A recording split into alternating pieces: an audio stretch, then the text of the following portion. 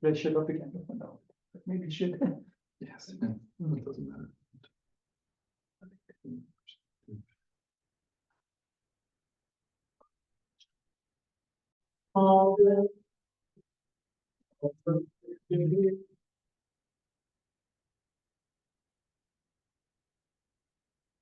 I am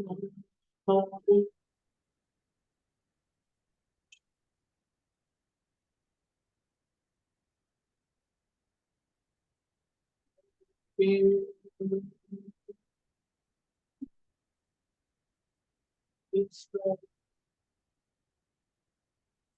just say to yourself, find Father. One peace, my child, don't see the faults of others. See your own faults. Learn to make the world your own. No one is a stranger, my child. The world is your own. The world is your own.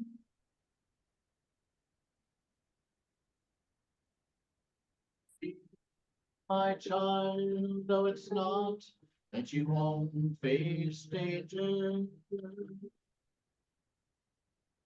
Troubles always come, but they don't last forever. You will see they pass away like water under a bridge. If you want peace, my child, don't see the faults of others. See your own faults. Learn to make the world your own.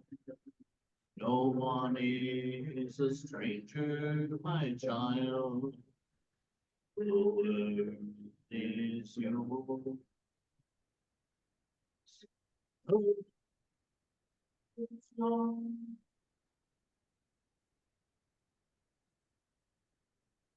Open your dreams, stretching on to the sincerely pray, sweet Lord, draw me near to you. As constantly and you will obtain peace of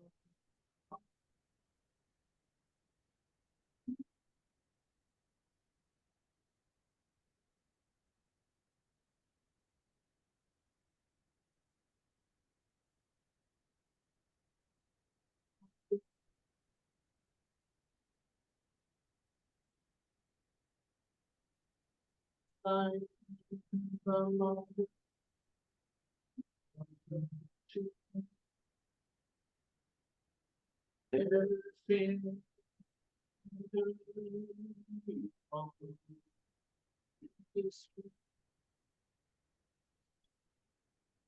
Just say to yourself, Father,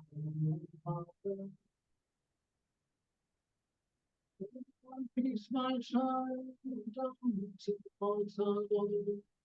See your own faults, learn to make the world your own.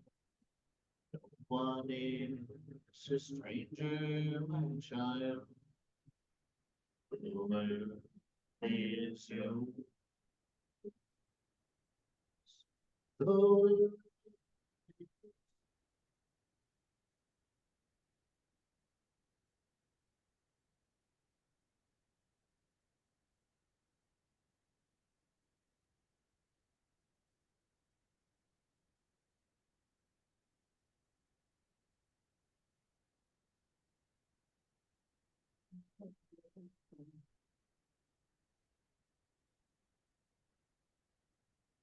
Just another form of energy.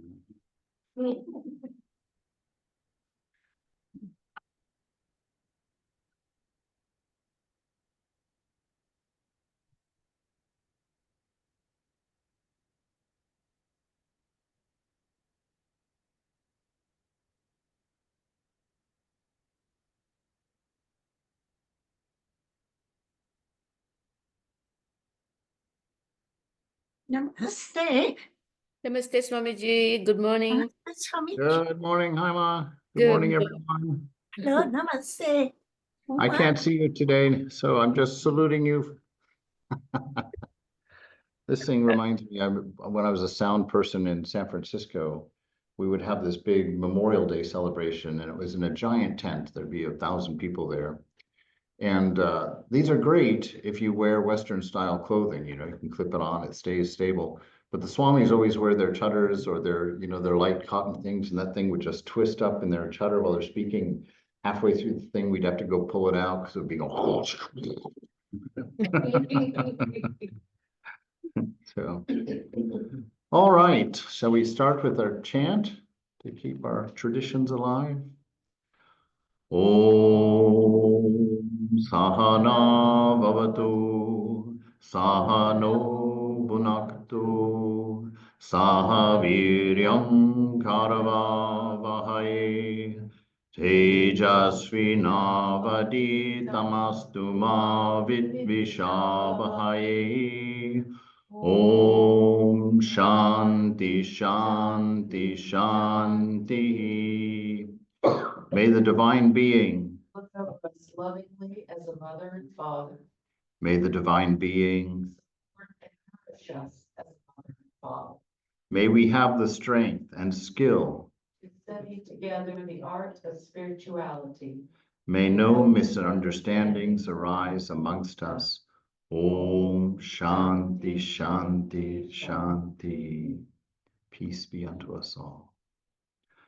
All right, it was at one time my custom, every time that I started a lecture, I would do a Hafiz poem, because that's what invited me back into spiritual life. When I was out there in the world, religion was always just an other, it was just a world separate and apart from the one that I was experiencing.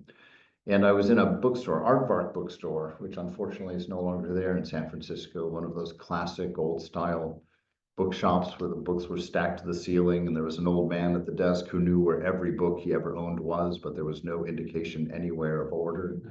A delightful place to spend an afternoon. And I found this book that was just the right size, when you like something at just a particular size, particular weight.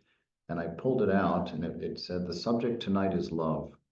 And I opened that book, and the first poem that I read had this image of God as a barkeeper, a bartender, and that he's standing there behind this counter, filling up drafts of divine bliss for all the people sitting at the counter. And in the poem, all the people at the counter represented a different aspect, of spirituality. And I read that poem, and it just delighted me because it brought the love of God over that line of this imaginary thing over there, and just gave me such a tangible experience of God in my world, in the condition that I was in. And I found such an encouragement in it. And the more of those poems that I read in that book, and I highly encourage it. It's called The Subject Tonight is Love. And it's Hafiz poems translated by Daniel Ladinsky. There's some controversy because he takes some liberties to keep the subject more alive than a direct translation. But it really speaks to the heart. And so all of that, just to tell you, I want to read one of these poems for you called "Cast All Your Vote for Dancing." It was very meaningful to me at one point, and from my lecture yesterday, you'll know why. It says, "I know the voice of depression still calls to you. I know those habits that can ruin your life and still send their invitations. But you are with the friend now, and you look so much stronger. You can stay that way and even bloom. Keep squeezing drops of the sun from your prayers and work and music, and from your companions' beautiful laughter. Keep squeezing drops of the sun from the sacred hands and glance of your beloved, and, my dear, from the most insignificant movements of your own holy body. Learn to recognize the counterfeit coins. They may buy you just a moment of pleasure, but then drag you for days like a broken man behind a farting camel. You are with the friend now, Learn what actions of yours delight him, what actions of yours bring freedom and love. Whenever you say God's name, dear pilgrim, my ears wish that my head was missing so that they could finally kiss each other and applaud all of your nourishing wisdom. Oh, keep squeezing drops of the sun from your prayers and your work and your music, and from your companions' beautiful laughter, and from the most insignificant movements of your own holy body. Now, sweet one, be wise. Cast all of your votes for dancing. I want to talk about that kind of relationship with the beloved, which is very experienceable and very real, and not just a lathering of your own shampoo. It's really an experience of the divine within which you exist, within which you sit. Even on the path of jnana, it's the knowledge that the ultimate reality is of the nature of a love, of a unity, which is love. The nature of pure light, the sun he's talking about there, is the light of consciousness, which bears that love. And we talked about that last night a little bit, that you can always know the embrace of God just by paying attention to the light in the room that's illuminating everything around you. That's the love of the beloved, caressing you, encouraging you, nourishing you. Life itself, existence itself, depends on that light, on that love. And so to live in that space. So I wanted to talk about this idea of prayer, of contemplative prayer in particular, this arc of prayer that I've talked or mentioned briefly in these other lectures, where it begins off with a conversation, talking back and forth with the Lord, the young boy at the edge of his bed. I remember my parents teaching me a prayer, and I would literally get on my knees by the side of the bed and put my hands on the bed and, pray for my cousins and my aunts and my uncles and everybody's welfare, and that I would make it through the night. But the end of prayer is a pure communion. It is ecstasy. It's samadhi.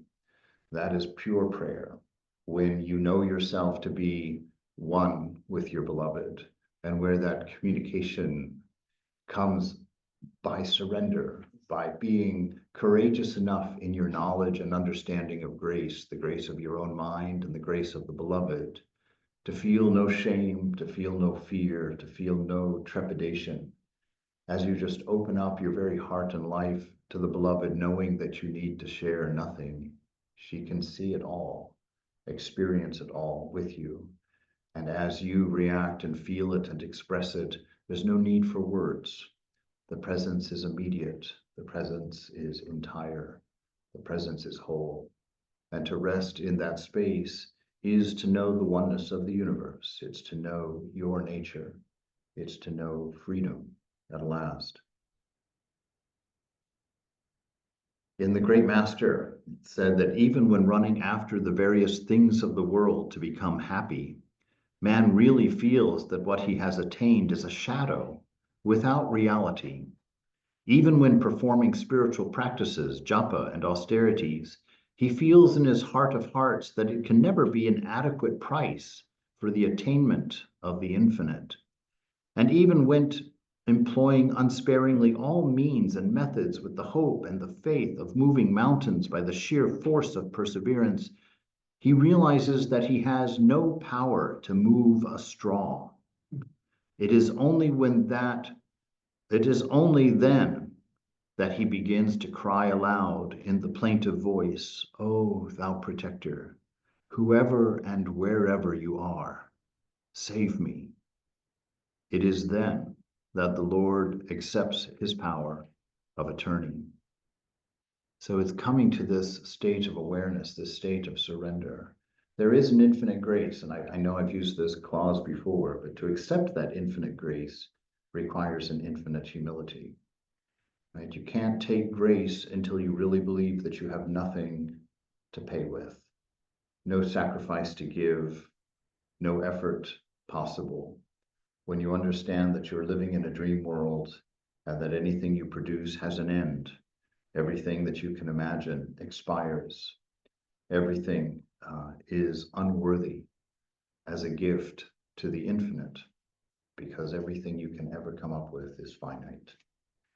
And when you've made those efforts in your meditation for years and years and years, and still that noise, that mind is noisy, and still the worldliness of the senses lures you out of your peaceful center and gets you involved in the stories of your ego, the accomplishments of your game in this world.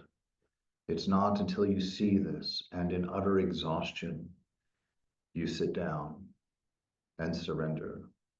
And at that moment, the ego deflates for a second, thins that veil just a little bit, and that light comes through and you're touched, maybe only for an immeasurably small second, a fraction of a second, and touches in you in a way to give you that wound that we talked about in yesterday's talk.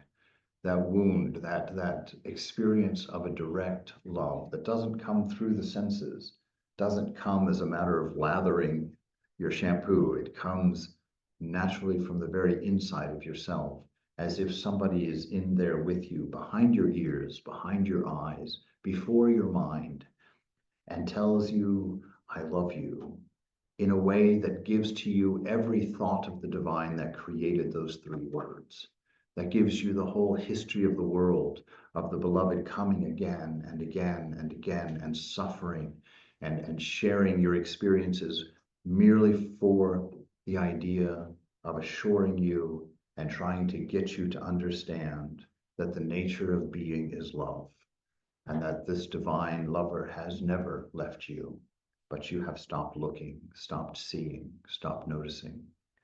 And in that state, we approach God and we see the divine.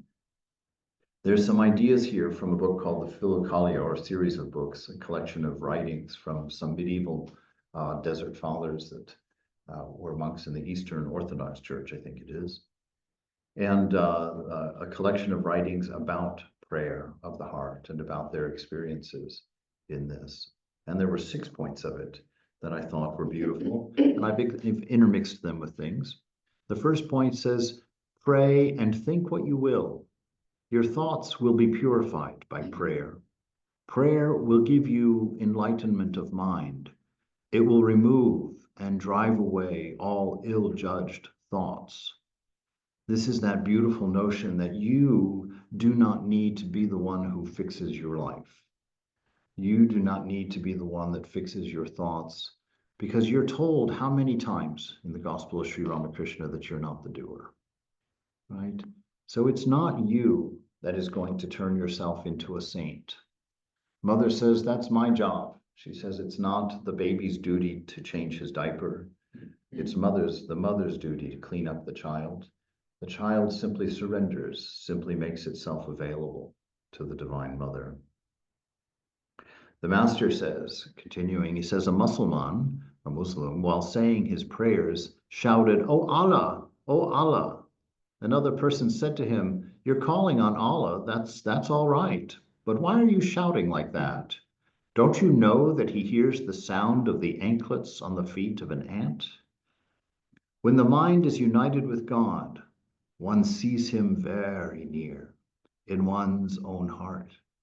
But you must remember one thing. The more you realize this unity, the farther your mind is withdrawn from worldly things. So this self-correcting nature of yours, as you sit in prayer, what you're praying to is that divine principle. What you're exposing yourself to is your divine nature. And that nature is going to straighten out the kinks in the mind. It's going to remove your desires. It's going to take away or cure your passions. It's going to turn you into a saint. And so in your prayer and meditation can be interchanged, it's just that. It's sitting in the presence, making yourself available to the knowledge of the divine principle that is within you, that divine principle of an unconditioned love that flows through you. You know, it's been the working in my meditation. I often play with my meditations and explore that inner world. And one of the ideas that's kind of coming to me for the last 2 mornings, actually, it's that fresh for me, is this wonderful idea that I don't have a boundary. I don't have a hard wall for my experience of God to bounce up against. That when I realized that when I was sitting in my meditation, that I had a sense of self that was experiencing meditation, was experiencing that warm glow of love, or experiencing silence, or experiencing oneness. There was always this block against which everything was hitting, but I thought that was me. And so I was just taking those sensations into my mind and thinking and being in that beautiful space. And after we've been reading the ideas of the Atman this week with Nachiketas and with some of the other talks that we've had, I became aware of that in my meditation. I thought, well, that's unreal. I'm accustomed to having a body that has that hard boundary, that you can hug me and you can touch me and you can love me and I can feel it and respond to it. But that when you sit and pray, when you go into your meditation, to carry that idea of a boundary, of a hard wall of yourself into your meditation is a huge mistake, because that is the first thing you find in your inner world, is that there is no boundary. There are no attributes in there. There's no way to describe yourself. You remember we talked earlier that Sri Nisargadatta Maharaj, he says that the difference between the saint and the sinner is that the sinner describes himself from the outside in, and the saint describes himself from the inside out. And the way that manifests in a practical way is that he said, again, the difference between a saint and a sinner is when a sinner sees someone suffering, he sees someone suffering, whereas the saint suffers because he knows himself to be the same in that person as in this person. He doesn't identify with a single presence, a single body. He knows himself to be all bodies. And then he says something very important. You can't go help that person, because who are you to help? What do you think that you have to give? What do you think that you've accomplished in this world? He said, what you do is surrender, and your nature, which is to alleviate suffering, will alleviate suffering. And it will do it not with a result in mind, not with an egoistic idea of being the helper, right? But as an act of worship, an act of expression that comes without thought, an act of expression or inspiration that comes from the knowledge of this beautiful love that you are, this oneness with everything that you are. That is what it means to be here now, to be in this present moment, to be aware that this moment is divine. It is the presence of the beloved, or it is the truth, or it's the ultimate reality. No matter how you talk about it, don't let your ego make you afraid to think in different terms. If you're a jnani, don't be afraid of the idea of God, because God is what you ultimately surrender into through the path of jnana. That God turns out to be the infinite one without a second. So you can, Vivekananda gives a speech about the word God. And I guess even then, the word God was becoming very unpopular and people were avoiding it and not wanting to talk about it. It was child's play, it was unscientific, it was, emotional. And he says, no, there is no better word than this. If people misuse it and people have misunderstood it, let them misunderstand it and let them not know it. But understand that it points at an infinity of love and wisdom. It points to this moment in your unchanging existence as your delusions bounce off of your awareness, are delivered on silver platters to the Atman to look at and to see. Right, so to withdraw from this sense of boundary. And so in the meditations in the morning, what I've been seeing or trying to visualize in myself, to try and get rid of that boundary, that hard line that is experiencing the meditation, is to see myself as a screen door that on the summer day lets a certain amount of the breeze just kind of flow right through it. And instead of experiencing that love, I let that love just go right on through and keep going. I don't make it an object to think about, or an object to sit with, or an idea to calculate out in my mind. I keep the mind just quiet like the screen and let that breeze of love blow through. If it's love that I'm feeling that moment, or if that oneness is there, or that silence, to not experience silence. If you experience silence, you're disturbing it, you know, to experience that silence by letting it wash through you and knowing the sense that there's not a distinction, that there's not a difference between you and the experience, that they are one. Thomas Merton says, in the prayer of the heart, we seek first of all the deepest ground of our identity in God. Right? We seek first that oneness. We look for that intimacy. We look for the faith that nothing needs to be done, that the grace of the beloved is plenty, and that it should domino into the grace of your own mind. And I separate those two because Mother says something very uniquely true. She says, the grace of God is easily attained, but the grace of your own mind is difficult indeed. Can you stop thinking? Can you let go of the fact that you think you exist? Can you stop making it a matter of philosophy or a matter of logic or a matter of progression?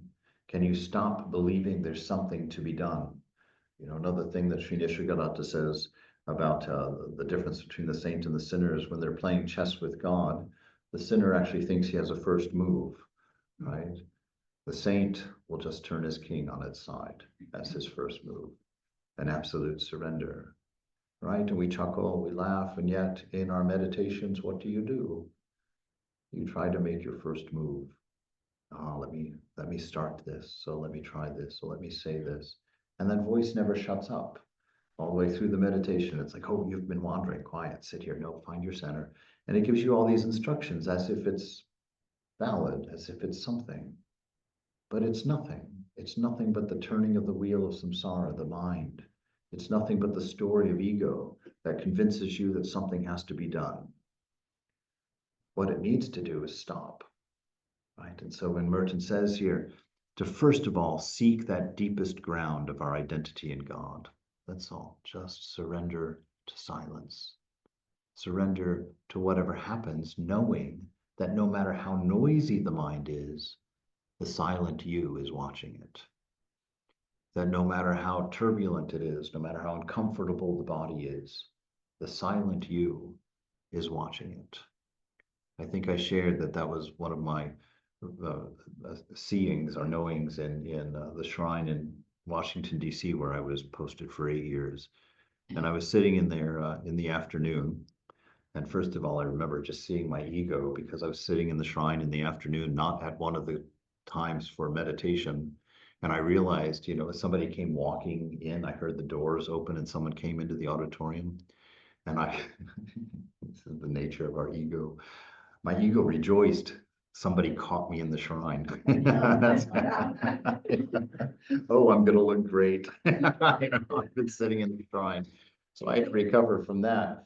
But I was sitting there and with that meditation, of course, they left. And I was left alone in the shrine and, you know, opened my eye to peek at the clock to see how long I'd been sitting there going on and wondering if I could get up and leave and still feel good about myself. And I was sitting there and just this thought came out of nowhere. I call it the voice of Mother. I get in danger when I say that because I give the impression of supernatural things. It's not like that. Just being with self there.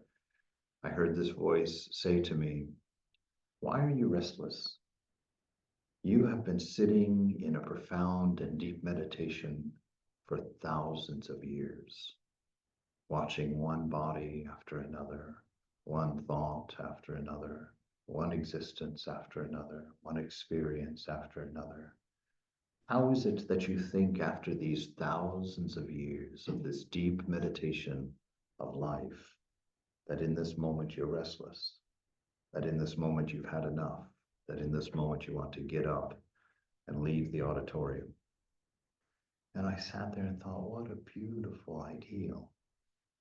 That my problem is not a noisy mind that has to be quieted. My struggle is that I think I'm the mind and that its condition is somehow important to me. My problem is that I think that I'm a body that's somehow uncomfortable in the chair. And a wonderful thing came at that point in that I understood that everything in the world that changes is pointing at me, the unchanging, this silent meditator who has been sitting here wide-eyed watching this illusion forever, without end. That's meditation. That's surrendering to the deepest notion of God within yourself. And to accept that. So not to be disturbed by a noisy mind. Let the noisy mind teach you of the silence that you are, that allows you to see the noisy mind. And just be that by letting go of your concern about the mind, letting go of your concern about the body. He goes on, we seek to gain a direct existential grasp, a personal experience of the deepest truths of life and faith, finding ourselves in God's truth. Inner certainty depends on purity. Right? So he says to know the deepest truths. What are the deepest truths? Satchitananda is the deepest truth to be known. Sit there and take the idea. You think you know what love is, but do you? I shared that one of my shocks when I joined the monastery, I thought I was a popular person. I used to throw these parties and there'd be 40, 50 people there. And I thought, I'm a popular guy, right? And then I joined the monastery. And the only rule in the monastery was that I could not initiate contact outside the monastery. That was the only rule. They could call me, they could visit me, but I couldn't go visit them, and I couldn't call them if they hadn't called me. So I couldn't initiate. That was the only rule. With that one rule, within 2 weeks, I never heard from my friends again. And I realized that all of my friendships were merely a transaction. That if I didn't invite them to my party, they wouldn't invite me to their party. And if they had to call me twice in a row and I didn't call them first, that was enough to end the relationship. That was enough to be discounted. And I thought, what a lucky thing to find that out now, than when I'm dying and expecting them to come visit me in the old folks' home. Right? What a great relief. Because then I could let go of that falseness. I could let go of that idea that I had to have friends and I had to have people that loved me, that surrounded me, and that I could be alone. And at first that was miserable. At first it was terrifying. My first 6 years in that monastery, it's by grace alone that I stayed. I wanted to get out of there so many times where I just thought I'm going to lose my mind. You know, I can't have my piece of fried chicken. I couldn't go to the movies. You know, in San Francisco, Swami Prabhupada was a very conservative Swami. The brothers in Hollywood used to call it the gulag, the center in Northern California. And Swami knew it. You know, when I joined, one of the things he said the day before he let me move in, he said, you must always remember that you joined this monastery. And that's all he said. And at the time, I didn't understand what he was telling me. But as soon as I heard of what some of the other monks in other places were able to do, you know, these people got a stipend and these people could go to a movie and these people sometimes went to dinner with the Swami, you know, to a restaurant even. Swami was so conservative that we would drive to Lake Tahoe, which was like a 5-hour drive, and we would stop for lunch. And he would sit in the car while the rest of us went into the restaurant to get some food. That was the example, the line that he drew in the sand for me.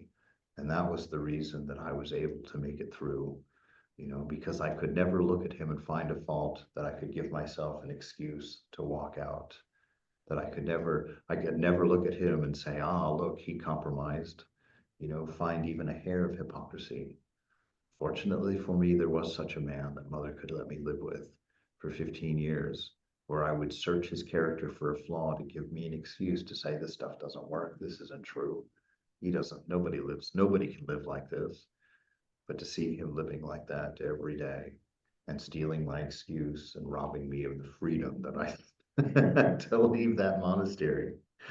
Right? Vimala, a disciple of Swami Vivekananda, writes about faith, and I quote this all the time. Because we don't really understand the idea of faith. We think you do. A lot of people think that faith is believing something for no reason, you know, being naive, that you have to hold on to something. And there's two things about that I've discovered over the years, that faith really is about believing what you know without evidence. Yes, it's true, but only a few things. One of them is that a love without condition exists. In this world, you're not going to find an example of that. Without faith, you can't believe that. You're not going to see it here anywhere, right? So it's, yes, it's that, because you bring that knowledge into the world with you, because that is the silent meditator within you that flows with a love that is unconditioned until it meets your squirrely little ego and then gets matted out in little tiny pieces that people have to beg for from you. So that's one thing of faith. The other thing is the idea of infinity. The world cannot teach you that. Science will say that nothing is infinite. Even the universe has a boundary. Right? So how do you know? Why are you so comfortable with this idea of infinity? Because you brought it with you. You brought it with you. Any ideal, any perfection, how can you be someone seeking perfection? Have you ever seen a perfect anything? Everything has a flaw in this universe. Everything lacks something in this universe. Nothing is perfect. So the fact that you know of perfection and are so comfortable with that idea is because you brought it with you. And that's where all of our desires actually come from.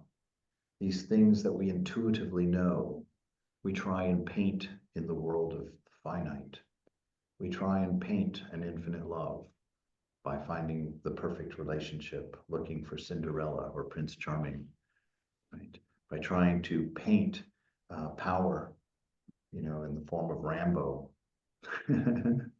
looking for a perfect security in being rich, being famous, finally to get enough attention. All of our desires are a feeble attempt to try and map out and paint in this finite world that we've described and lived in, trying to create a perfect portrait of our nature, a perfect portrait of a truth that we intuitively know, but can't quite put our finger on. But Vimalananda says about faith, faith does not mean a sudden effervescence of sentimentalism or a dazzling display of intellectual feats. Faith has no concern with these passing shadows. Okay, so faith is not something worldly. It's not something about the world. It involves something deeper than that. He says faith has no concern with these passing shadows which vanish away before the tremendous facts of life. It stands unmoved in the innermost depth of the heart as the one vital principle of all thought and action in the midst of the varying destinies of earthly existence. It is the intuitive perception of an eternal relation with something which, by its overwhelming prominence, throws into shade the ever-vanishing shows of the world and draws us away from its diversified occupations to a close touch with that permanent reality. That's a more beautiful way of seeing it, saying exactly the same thing that we just talked about. That it has nothing to do with this external world, believing anything out here. It has to do with an awareness of that eternal self sitting in silence and contentment in the midst of a world and stories of constant change and finding itself by implication, by paying attention to the fact that everything external, everything vanishing, everything moving, everything out of balance, everything mean, everything loving is only pointing at the silent watcher, that which gives it space.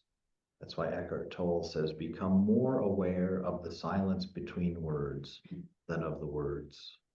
Become more aware of the emptiness between objects than of the objects, because it is the silence that allows words and the emptiness that allows objects. That silence and that emptiness is the divine self. And the faith is to see it by the fact that everything suggests it, everything points at it. Our second prayer, looking, it's already 11:39, we're at point 2 out of 6. Pray and do what you will. Your acts will be pleasing to God and useful and salutary to yourself. Frequent prayer, whatever it may be about, does not remain fruitless, because in it is the power of grace. For whosoever shall call in the name of the Lord will be saved. It's that constant being in the presence. In your prayer, to you, maybe what you're saying or what you're talking about is important because you live in the world of change, the world where everything expires. And so that's your focus. But he's saying what's really happening in prayer is you're sitting in the presence of this divine love that you still don't understand. You're sitting in the presence of this divine and infinite wisdom, which you still don't know. A profound silence, which you still think you have to look for. And just by placing yourself in that presence regularly, no matter what you're doing, let your mind do what it does, say what you want to say, feel what you want to feel. In time, that will wear away. In time, you'll get tired of repeating yourself. In time, you'll get weary of the effort. And at some point, you come to that surrender. And the moment that surrender comes, the noise stops, the heart stops, the eyes open, and there's just one last gasp that whispers, Satchitananda. And then nothingness, just sweetness of being as you fall in love with everything at once and experience it from both sides. In 1 John, it says, we love because God first loved us. Whoever claims to love God and yet hates a brother or a sister is a liar. For whoever does not love their brother and sister whom they have seen simply cannot love God who they have not seen. And he has given us this command: anyone who loves God must also love their brother and their sister. This is that teaching from Sri Ramakrishna. The highest form of worship is the worship of God in all sentient beings, in man.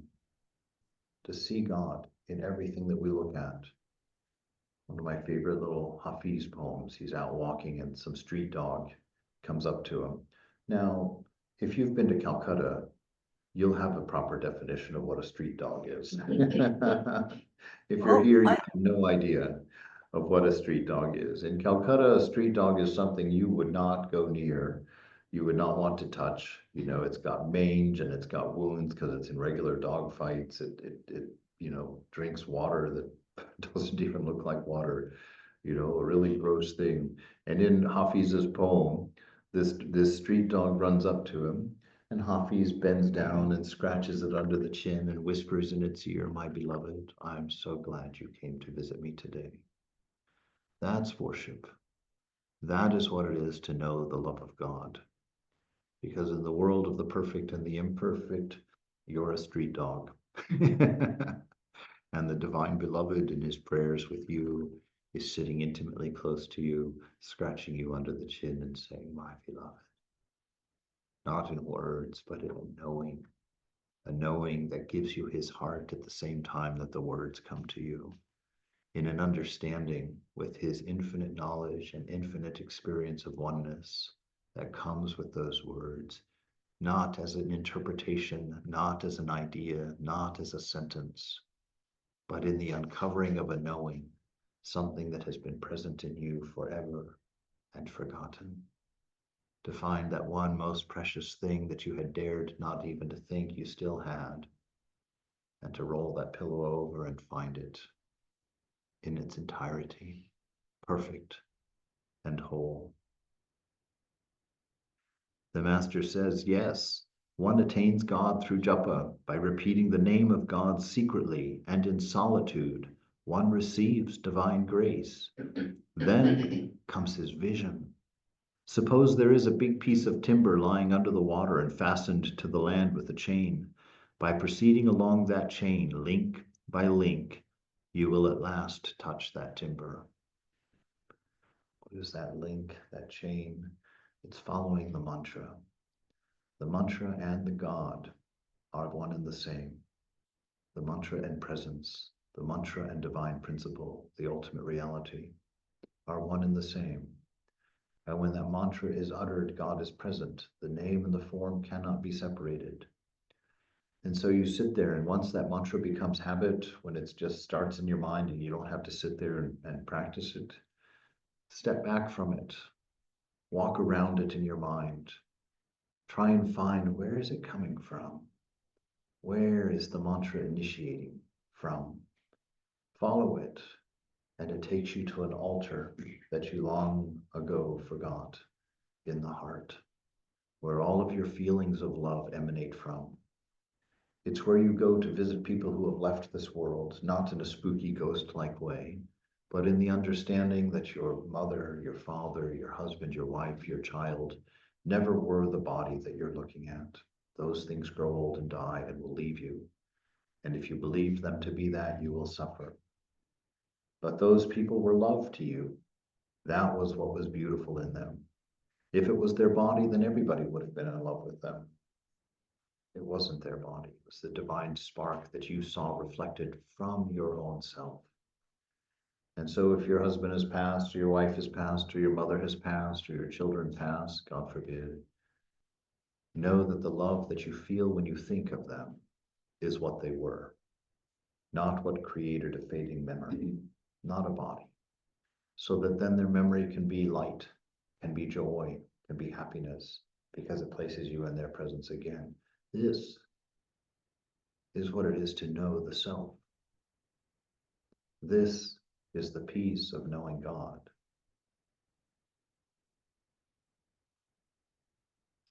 Number 3, pray and do not labor much to conquer your passions by your own strength, and prayer will destroy them in you.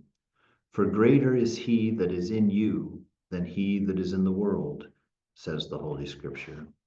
St. John Karpatsky teaches that if you have not the gift of self-control, do not cast down, but know that God requires of you diligence in prayer, and that prayer will save you. Swami Chidbrahmananda said, "My master often urged us to practice, practice, practice. It is through the practice of the presence of God in the heart that we begin to feel this overwhelming love of God for us, and love for him comes naturally. Practice, practice, practice, meditate, meditate, meditate." These are the words of my master still ringing clearly in my ears. Sit in that silence, sit in that presence, sit in that knowing, and let go of stories, let go of noise, let go of your concerns, let go of your connections to everything initially, and experience that inherent bliss of being that the mind long ago wiped out as white noise. Discover it again for the first time. Like that sadhu watching the waterfall in the Gospel of Sri Ramakrishna. His whole practice was just to stand in front of that waterfall and to see it for the first time again and again and again, and just utter over and over, how beautiful.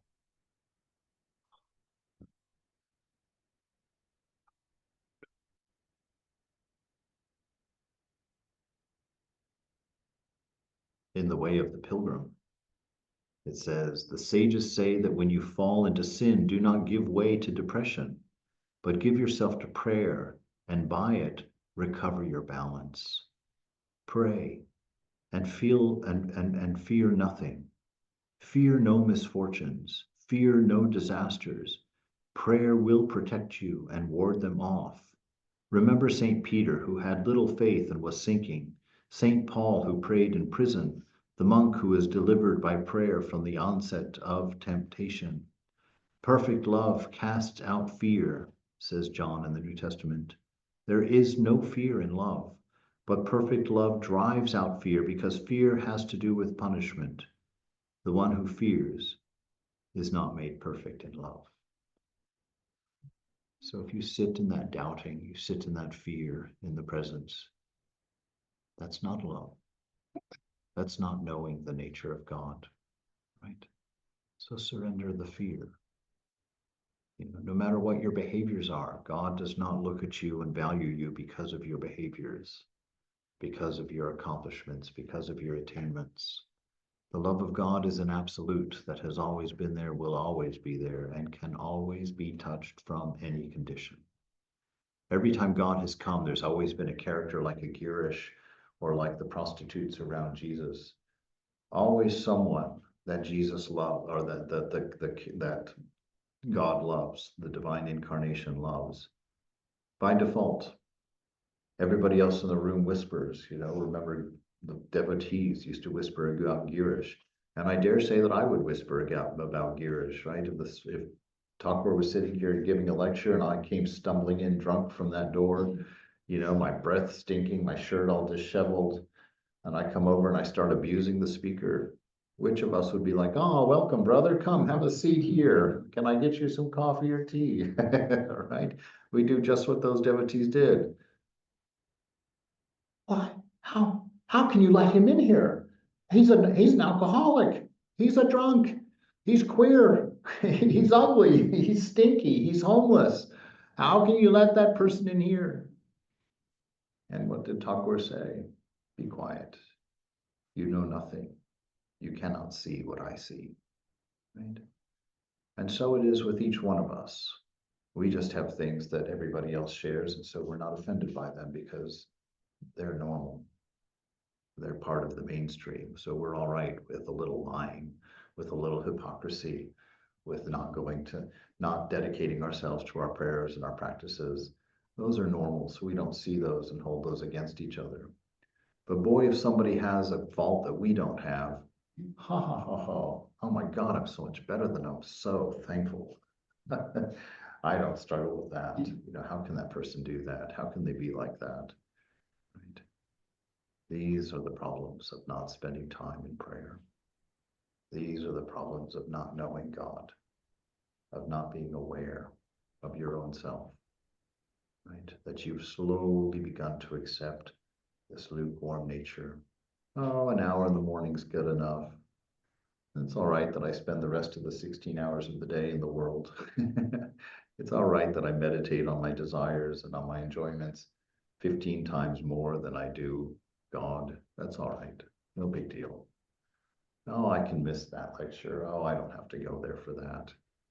Right? This is how we put ourselves to sleep. This is how we stop growing, stop changing as fast as we could. This is how we miss out on the most beautiful thing that life could possibly give to us. Number 5, pray somehow or other. Only pray always and be disturbed by nothing. Be joyful in spirit and peaceful. Prayer will arrange everything and teach you. Saint Chrysostom and Mark say about the power of prayer. The first declares that prayer, even though it is offered by us who are full of sin, yet it cleanses us at once. The latter says to pray somehow is within our power, but to pray purely is the gift of grace. Right? And that pure always means without me and mine, without that sense of boundary, without that sense of difference. So offer to God what is within your power to offer. Bring to him at first just quantity which is within your power, and God will pour upon you the strength in your weakness. Right? So pray however you can. Does that mean that you always have to be distracted and you can't exist in the world because you're always praying? No, that means that that your thoughts are no longer between your ego and your thoughts, your thinking. The conversation is no longer between a boundaried small self and the thoughts in its mind. It now becomes a triad instead, for a while anyway. We make a compromise and God still is willing to come. That prayer is between you, the ego, the mind, and your highest ideal, whatever that is. Make it present. If it's the ultimate reality, if you're Gyani and you don't want to be weak and have an imaginary friend present for your conversations, that's fine. Just have the ultimate reality in there. Just an awareness of it, that ultimate reality of love, wisdom, and being in its noun form. Sit there and make sure that never goes away. And then talk to your boss with the awareness that Thakur is sitting on your shoulder, that Jesus is sitting on your shoulder, that the Divine Mother is sitting on your shoulder. Right? Sit there, somebody asks you a question. Don't just answer it from your ego perspective. Oh, I know, I know. Hand the question to your ideal and give it a moment. Wait a moment. And then give your answer. Not from yourself, but from the presence of your ideal within yourself. That's how you grow. That's how the ego diminishes. That's where you find your freedom and your love and your wisdom. That will make sure that you don't say the wrong thing, that you don't act out of anger, that you don't strike out in jealousy or bitterness. So keep the divine in every conversation all day long. And I tell people, you know, we don't go into details in the pulpit, but I tell people, take mother into your deepest vice with you if you're going to insist on going there. Take the thought of mother into the tavern. Take the thought of mother into the brothel. I'll say that one out loud because Thakur puts that in the gospel, right? Thakur's been to a brothel. You remember that? I don't remember who the character was, but somebody goes to the brothel and he goes in the front door and he looks up and Thakur's standing at the top of the stairs, you know, as an image. That's the point, exactly. It's self-correcting. Keep that knowledge of your ideal self, whether it's Jesus or Buddha or Rama or Ramakrishna or the divine or ultimate reality. Keep that in your mind always and think what you're going to think and see how it feels. That is how it's truly affecting you, right? Be careful of ignorance. I call it ignorance. Because what is ignorance? Ignorance is what you do when you're ignoring your divine nature. Right? You can't go into your vice until you first push your knowledge away, push the experience of the divine presence away, because your desires, your pleasures that you're indulging in hurt you with the thought of your ideal. And that should be a very big clue to you that they hurt you anyway, whether you're ignoring that presence or whether you're sitting in that presence. You know that you can see what hurts the spirit, right? What is painful to you. Coming to a reservoir, this is in the gospel, the master said to M, look at the fish meditating on the formless God. It's like swimming joyfully, just like these fish, in the ocean of bliss and consciousness. Right? That is what, if you're wondering, what does it mean to always have the thought of God in you? Well, it's that. Everything that you're doing in this world, you're swimming through an ocean of divine bliss, divine love. And you're like, but what about the horrors? You know, Vivekananda says everything in this universe, there's only one motivating force behind it, love. It's just that egoism expresses that love in very weird ways. You express your love of power by taking someone else's power. You know, you express your dominance by causing pain to someone else. So love even causes the negative things in this world. And our challenge whenever we're trying to, quote, help somebody or counsel somebody or be with somebody or teach somebody, you know, which is always an unhealthy way to approach anything, because really what you're looking to do is to sit with them and ask enough questions and listen closely enough so that you can find out where they're standing for their actions to be moved by love.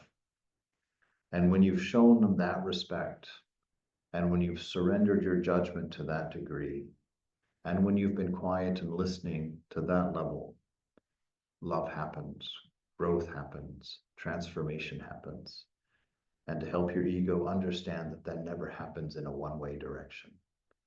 That when you teach and when you counsel and when you help from that attitude, both of you take a step forward together. And there's no conflict, and then there's no resentment on their part. If you ever think that you're the helper, that you're the teacher, that you're the giver, know that maybe you're good for 1, 2, maybe 3 times. After that, you're going to expect a certain amount of gratitude from that person. And if they don't show it in the right ways, you'll start withdrawing your willingness to help them. And they're going to develop a resentment because you're always helping them. They're always at your mercy. And in time, they'll get tired of that, become resentful of you and lash out at you, and then it's finished. You know, if you think yourself able to help someone, you've doomed the effort. That doesn't mean don't do it. That means think about it, do it anyway, and learn. Because just the awareness brings us forward, trains us. Thomas Merton says, cultivate an attitude, an outlook, faith, openness, attention, reverence, expectation, supplication, trust, joy. All these finally permeate our being with love, insofar as our living faith tells us we are in the presence of God, that we live in our ideal, that in the Spirit of God we see God, our Father, without seeing. We know him in unknowing. Faith is that bond that unites us to him in the Spirit, who gives us light, who gives us love. That constant insistence that if you live in that light, if you live in the presence, all of those fruits of the Spirit will be present.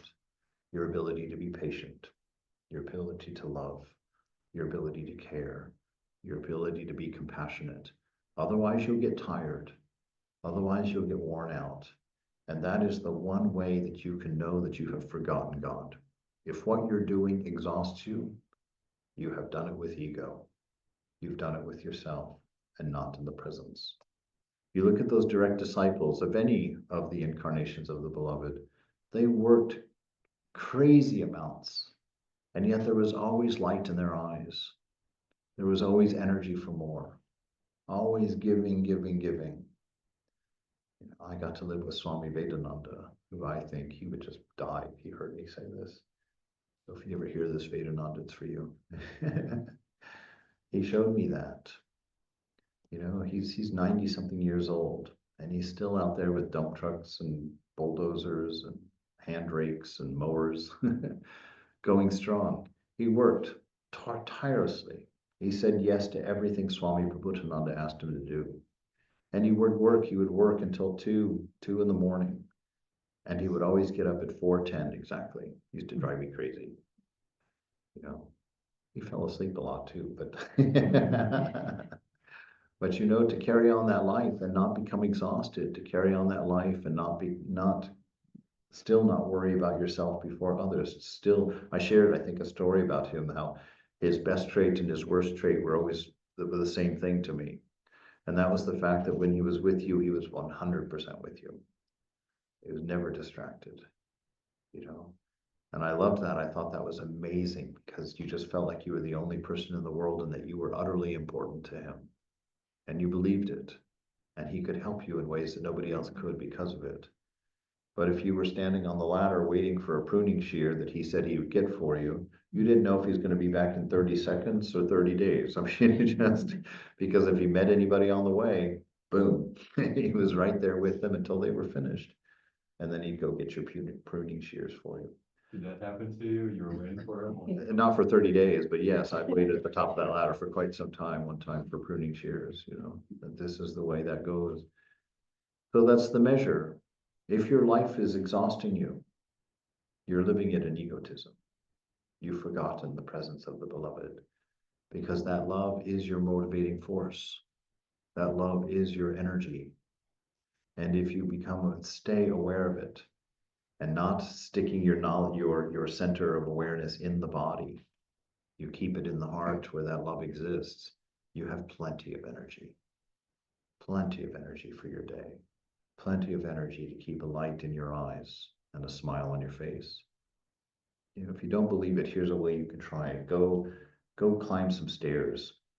I learned this actually in San Francisco. There's a at the end of Vallejo Street, about 3 blocks down from the temple.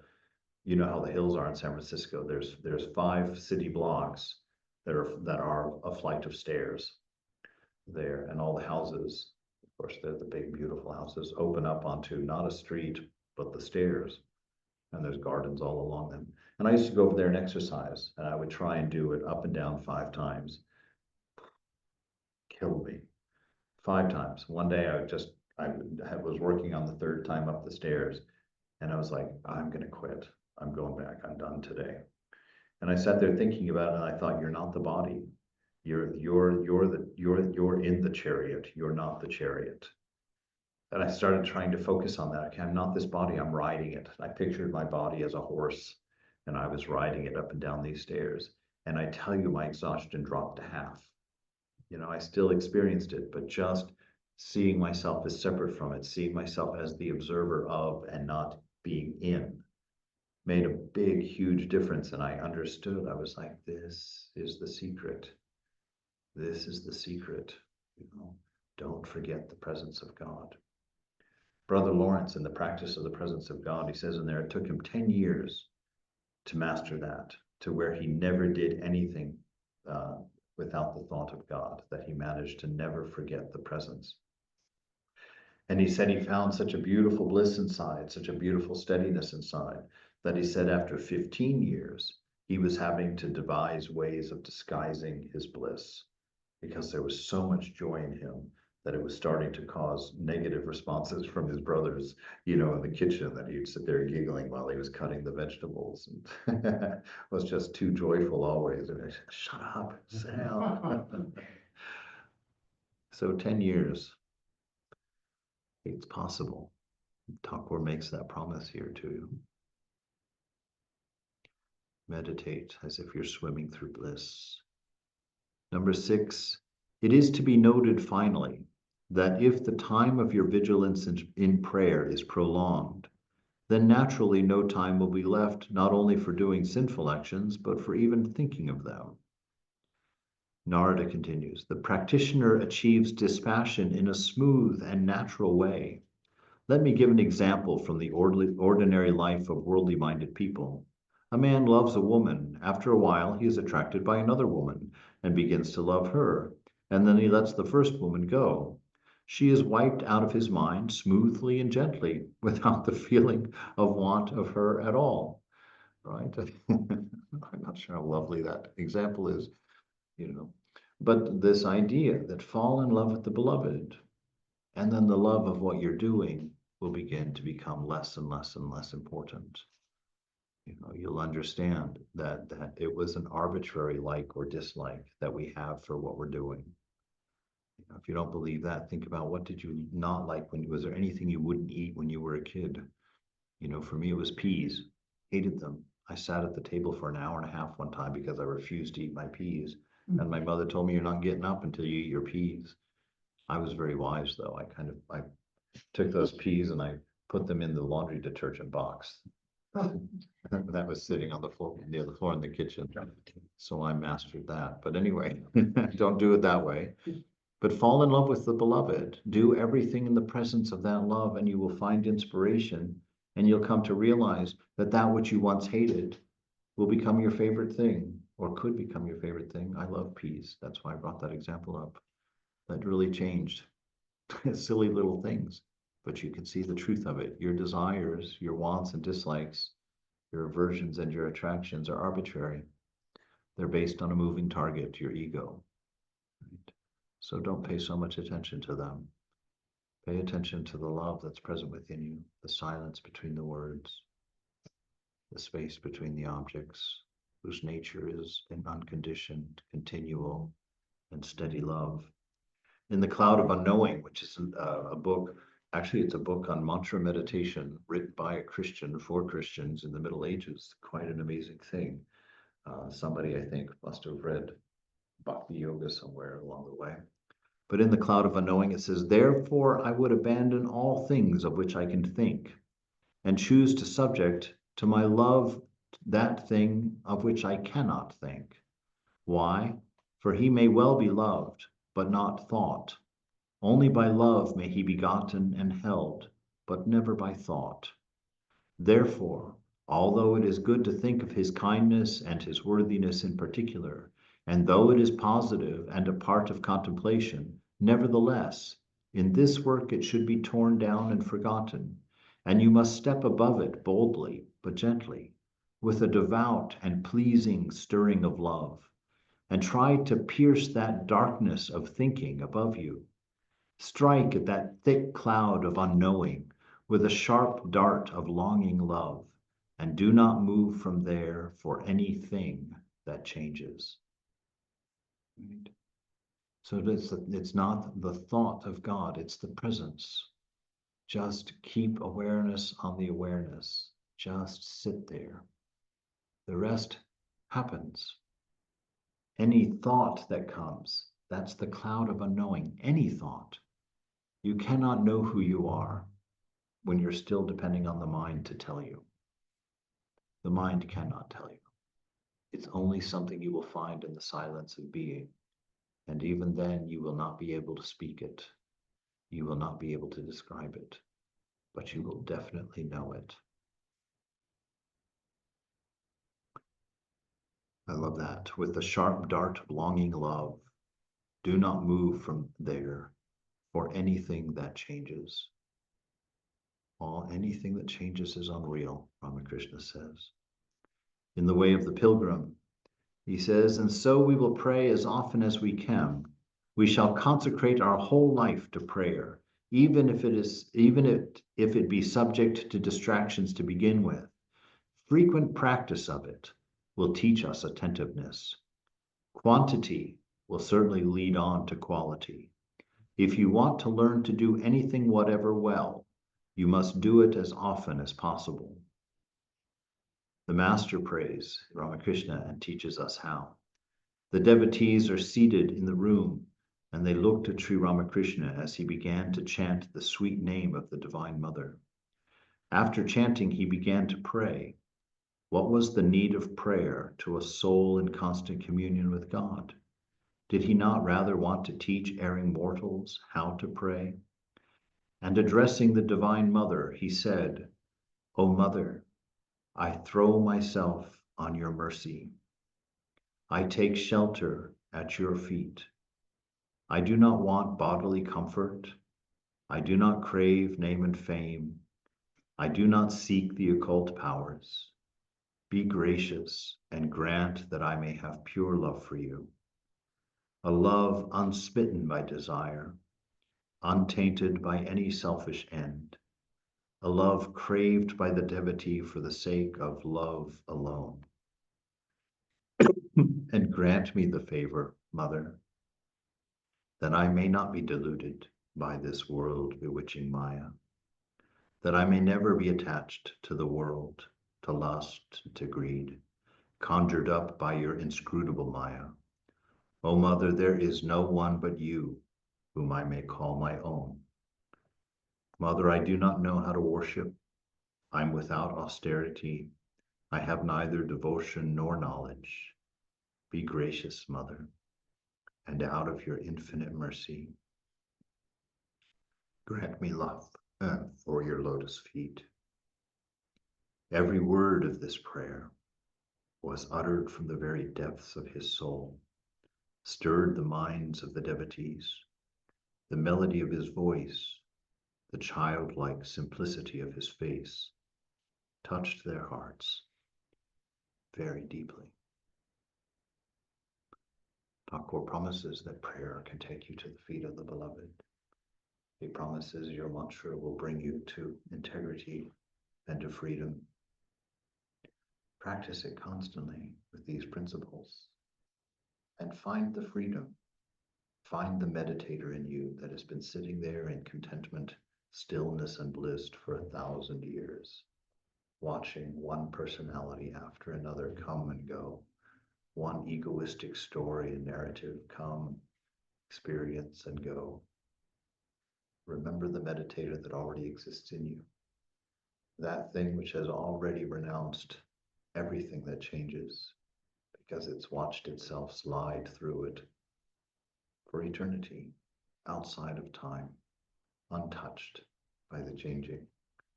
This is your nature. It's the promise of the beloved to you. It's the meaning of an unconditioned love. Unconditioned means no boundary, no separation. Thakur knows that he's both the street dog and the divine. And that is what allows him to say to you without reservation or condition, I'm happy to see you today.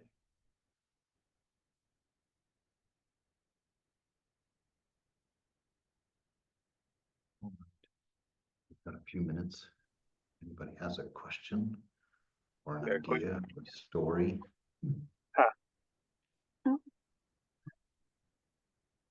said no? Yes. There was a saint in Maharashtra, in India. His name was Gajanan Maharaj. So something with the similarity with the Hafiz story here. They found him on a dump. There was a, outside of an ashram where they had put all the leaf plates where of the with the food and all. And he was sitting eating food and feeding the dogs and eating. And then so someone saw him and they said that, oh, we have enough food here. Why are you sitting with animals? We can leave you come inside. And he said, what's wrong with this? And so he kept doing that. And obviously they realized that he was a very elevated soul. And so obviously became very venerated and then became a saint. And very, very amazing saint from that part. And actually we have a very big center of Ramakrishna now, which came up over there. And he, the main person who established this whole center was the disciple of Swami Bhuteshanandaji, our president. So all the pointers which you were talking about, that the selfless love of seeing God in all other beings and also prayer. What I see is that these are very, all these souls, all these practices are for a very elevated soul, or someone who has done some practice deep. And so sometimes I feel that it's very difficult for a person like me, a family person, or in a situation, a practical situation every day, to follow these practices, and I just slip down all the way. And then obviously it's again starting to go back up. And that's my understanding is that about all the, even the Upanishads also, they talk, even if you look at Patanjali's Yoga Sutras, it's for, some of these things are very for elevated, so there is no, but I do agree that it's nice to hear and nice to see this is the ideal and this is what I need to practice, that seeing God in everyone, and then try to apply it. But that's what my understanding is, that it's really difficult to utilize in every day. Yes, that's egoism, my friend. Pure and simple, nothing more. There's nothing difficult about it. It's simply a matter of placing your attention on it. And you can place your attention anywhere you want at any time you want. Right now, you haven't thought of your left toe, your left big toe. But at this moment, suddenly you're fully aware of your left big toe because I've mentioned it to you. Was that difficult? There was hardly any effort in that at all. It's just a matter of memory, remembering to do it, right? That's not difficult either. That's a matter of practice, a matter of habit, a matter of doing. The ego creates these stories. And when we believe these stories, we are forced to live through them. I cringe because I quite hear it's happening, when someone says to me, or to Swami is when I first thought about it in Tahoe, somebody was asking a question and they started their question with, Maharaj, my mind is so noisy and it's so difficult for me to meditate. That's going to be true your whole life long. The mind, that's what it does. It thinks, it goes, it does. But all the teachers say, withdraw your interest from it, and it will become silent to you. Not necessarily that it will stop thinking, but you'll withdraw your interest, and so you don't hear it. You're not paying attention. You've placed your attention elsewhere. And as we've demonstrated, the placing of attention elsewhere is simple. It's natural, effortless, costs nothing. And so instead of believing your children to be your children, look in their eyes and see the divine in there. Remember that grandmother that went and complained to Thakur, oh, every time I sit down to meditate, all I can think of is the moon face of my grandchild. I love him so much. How can I possibly renounce my grandchild? And what does Thakur said? He was in horror. He says, renounce your grandchild. Who would say such a thing? He says, put your picture of your grandchild on your shrine and look through him at what you love in him. Look through him to the divine behind him, and use your child to place your attention back on the presence of the beloved, the presence of God. At work. And this is up to you to come up with methods that will make this work. I remember a friend of mine, Jackie Bender was her name, wonderful Black woman who was a single mom and really, really suffered. Her brother, oh gosh, was killed by the police, and just the story. But she was always very, very positive and a very, very loving person. Well, she at one point wanted to stop smoking. And one of the things she did was put a big rubber band around her wrist. And she would pull that rubber band and just give herself a good snap several times a day. And finally I'd had enough and I just, Jackie, what are you doing? That is so weird.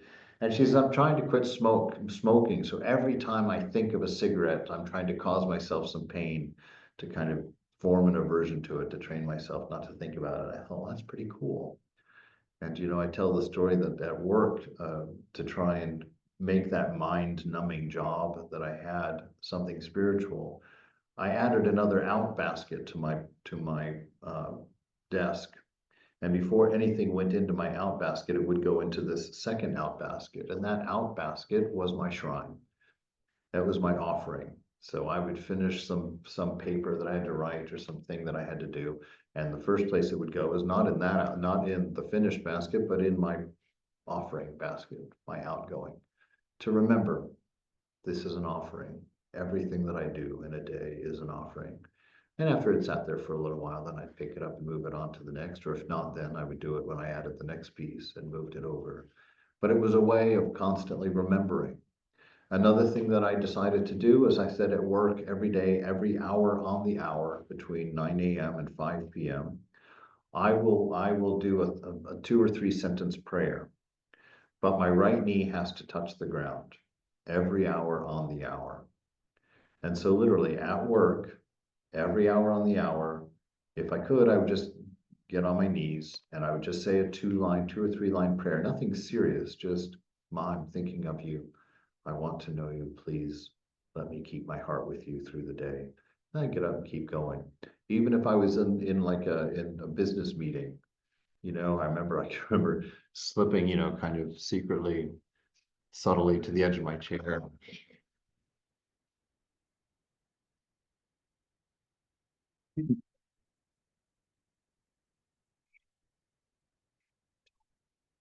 Just I'm thinking of you, you know, and then yes, I was thinking, you know, doing that. And so I did that every hour on the hour. And really what that taught me is that I never thought of God, because boy, that hour seemed to come fast, you know, each time. So I did that. I did that for 2 weeks. It changed me, you know, it changed me deeply. So it's up to you to make it simple. Be creative. Notice the things that take your mind away from God and find a way of fixing that. Instead of filling your cubicle with pictures of whatever it is that's there, be daring. Put a picture of Ramakrishna up there, put a picture of Holy Mother, and if you're not allowed to do that, put it on the next day in your calendar, or not next day, but the next month. So you can flip that up and see the Divine Mother's picture there, and then put it back down, and it's back to the lovely little gladiola that's there on the current month. You know, if you've got some time, that you can put it up there, and when somebody who cares come along, you just pull that pin and Mother's picture goes down and you're back in accordance with company policy, but you still have the thought of God. And be endlessly creative. That's what I'm very interested in awakening in us, is we have to stop this rote approach to religion that keeps it in temples, keeps it in books, puts it on the other side of that line where we can't get to it because I'm a householder. Talk holder.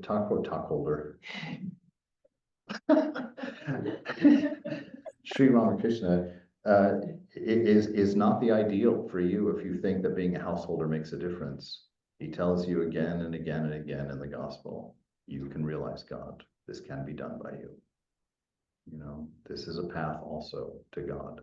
You just have to do it in a different way, by allowing all the things and objects in your life of a householder be things that remind you of God through practice. And if it's not doing it, then lengthen your practice. I won't ask you how long you spend in meditation in the morning, but if it's not doing the trick, get up earlier. You know, if that's still not doing the trick, skip breakfast. Do your practice until it helps you through the day. And if you don't have enough time in the morning, then take 15 minutes off your lunch break before you go out and buy your food, or after you've ordered, you know, sit down and go take 15 minutes. Pull a little card out of your pocket that has a beautiful, inspiring verse on it, and read it as often as you can through the day. Whenever nothing's happening, but between appointments, between phone calls, pick it out, read it. If that's not enough, then in the evening, add more time to that prayer. Because your mind will sit in the places that you have the habit of sitting in. And you are the creator of your habits. Make them happen. That is the whole point of the theory of karma. What you invest this moment in will become what you get the fruit of tomorrow. If it's difficult for you now, you better fix it, because it isn't going to get easier when you get older. And the mind is less able to focus, more forgetful, And don't tell yourself blank promises. I have seen enough of men who are like, oh, when I retire, I'm going to move into the monastery guest house and I'm going to sit there and do all kinds of practice. 3 of my best friends have told me that for years. And I watch them retire and they're busier than ever. None of them lives in a temple. None of them's going to the shrine more than they did when they were working. So don't believe the empty lies of an egoistic mind. It's only trying to make you comfortable with egoism, your enemy. Take it very seriously. It's not a casual thing that you've said. Not to warn you like that or anything, but really do in a personal, friendly way. Understand this is a razor's edge and this is the point of your life. Those things that you're spending your time thinking about are not the point of your life. They will forget you within a month of your passing. The things that is important is finding love in yourself, finding contentment in yourself and peace, so that as the body dies, you can watch it die and not die thinking that it's you, because that's the difference. Swami, Swami, Oh yeah, just we have an online question real quick. Then we'll come back. can I Yeah, ask? I can't. I don't have. See if you. It's a louder response. Yes, I hear you. That's all right. Do you want to put this by it? Here, put this by it. No, this mic is here. Good. Try. Can you talk louder? Uma, it's across the room, so you have to speak up a little bit if you can. You're on mute right now. Can you unmute yourself? Bubaji, you are muted. You need to unmute. Okay, that's good. Can you, thank you. Can you hear me now? Swamiji, Yes. okay. What you said about prayer and the power of prayer, how it goes a long, long way. I remember as a child growing up in India, in Ahmedabad, Gujarat, we lived in a joint family where grandpa, grandmother, aunts, uncles all lived together. And I always saw my grandma sitting regularly before God and doing japa. But the puzzle to me was how come, in spite of she being so religious, she was hot-tempered. And my gosh, if you are causing some annoyance or some trouble, the way she would look at you will make you freeze. And then I saw her sister, younger sister, and we call her Marshiba. Anyway, Marshiba also, she was a widow, and she prayed, and she did japa, and she regularly went to temple in Nadia, Sant Ram Mandir. And I kept comparing the 2 sisters. How come after prayers, one is so kind, so giving, affectionate, and the other is what we call Krodhavatar, an incarnation of Mother Kali, and we were so afraid of. But then, believe me, I experienced it. The same hot-tempered grandma, over the years, maybe because of prayers, she, at the end of her life, became so gentle, so sweet, so forgiving. And I just put it together that could it be that the prayers silently worked inside her, through her. Yeah. And could be because she was not the same person. And I said, okay, now I believe prayers have a long-term internal, some kind of effect, which you Yeah. don't see, but you experience inside. Yes, you're absolutely right. There's many, many stories like that. I'll just tell two. When I first joined, there was a Swami. I won't name him, but his name should have been Cantankerous Ananda. Yeah, Just constantly disturbed, constantly angry at me. I was given the task of cleaning out the barn yeah, yeah. in the Olima retreat. There were 5 monks living there at the time. And I was brand new, and Swami said, clean out the barn. Now, I took 5 dump trucks, not pickup trucks, not big pickup trucks, dump trucks, the dump trucks where the bed is even with Yeah. your bed. I took 5 of those to the dump from that barn. Every single thing I took out of that barn was contested by this particular Swami. Mm. I had to fight over all of it. And one day he just had it and he said, who do you think you are coming in here touching things that you don't even know what they are, that I've been organizing and stacking and keeping for the last 50 years? And I told him, I said, Maharaj, give me mercy. I said, I have been told by Swami Prabhupada to get these things out of the barn. So they're going to get out of the barn no matter how we stand against it. You can either help me and let me make good decisions about what goes out and what stays, or we can just fight and I'll sneak them out behind you. Right? When his last days in Olima, I saw some beautiful things. One, in his room, through his whole time that I knew him, he had a picture of Mother on his dresser, a little shrine. And every day he would go out and pick purple vinca flowers that grew in a vinca patch out in the woods behind the barn. And he would put a nice pile of them on his dresser. And that was his worship. And he did that every single day. In the last year that he was alive, I would go out to that retreat and I would find these piles of vinca flowers on the mechanic's bench, on the chair that Vimukta greeted the guests on, in the refrigerator. I found them one time. And I saw that his shrine became everywhere.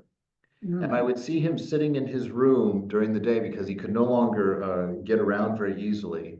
And he would sit there and he would just stare at kind of nothingness. And he had that sweet, watery look that holy men have, or holy people have, in his eyes. And I would just check in on him. You doing okay, Maharaj? He would always look at me and smile. Yes, doing fine. How sweet. And one story that I'm going to tell a story about him that I would die if someone tells it about me, or of course I die if I did it. But I drove into the Olima retreat one Tuesday morning, and standing in the middle of the vinca patch was this Swami. He had forgotten to put his pants on. Yeah, he was standing out there in his boxers picking vinca flowers. And I pulled up next to the fence in the car and I opened up the window and I said, Maharaj, you got to put your pants on. Down he goes, oh, I suppose I have. But my point is, here was a man, he died, he got Alzheimer's, that was his end. That's why he had forgotten his trousers.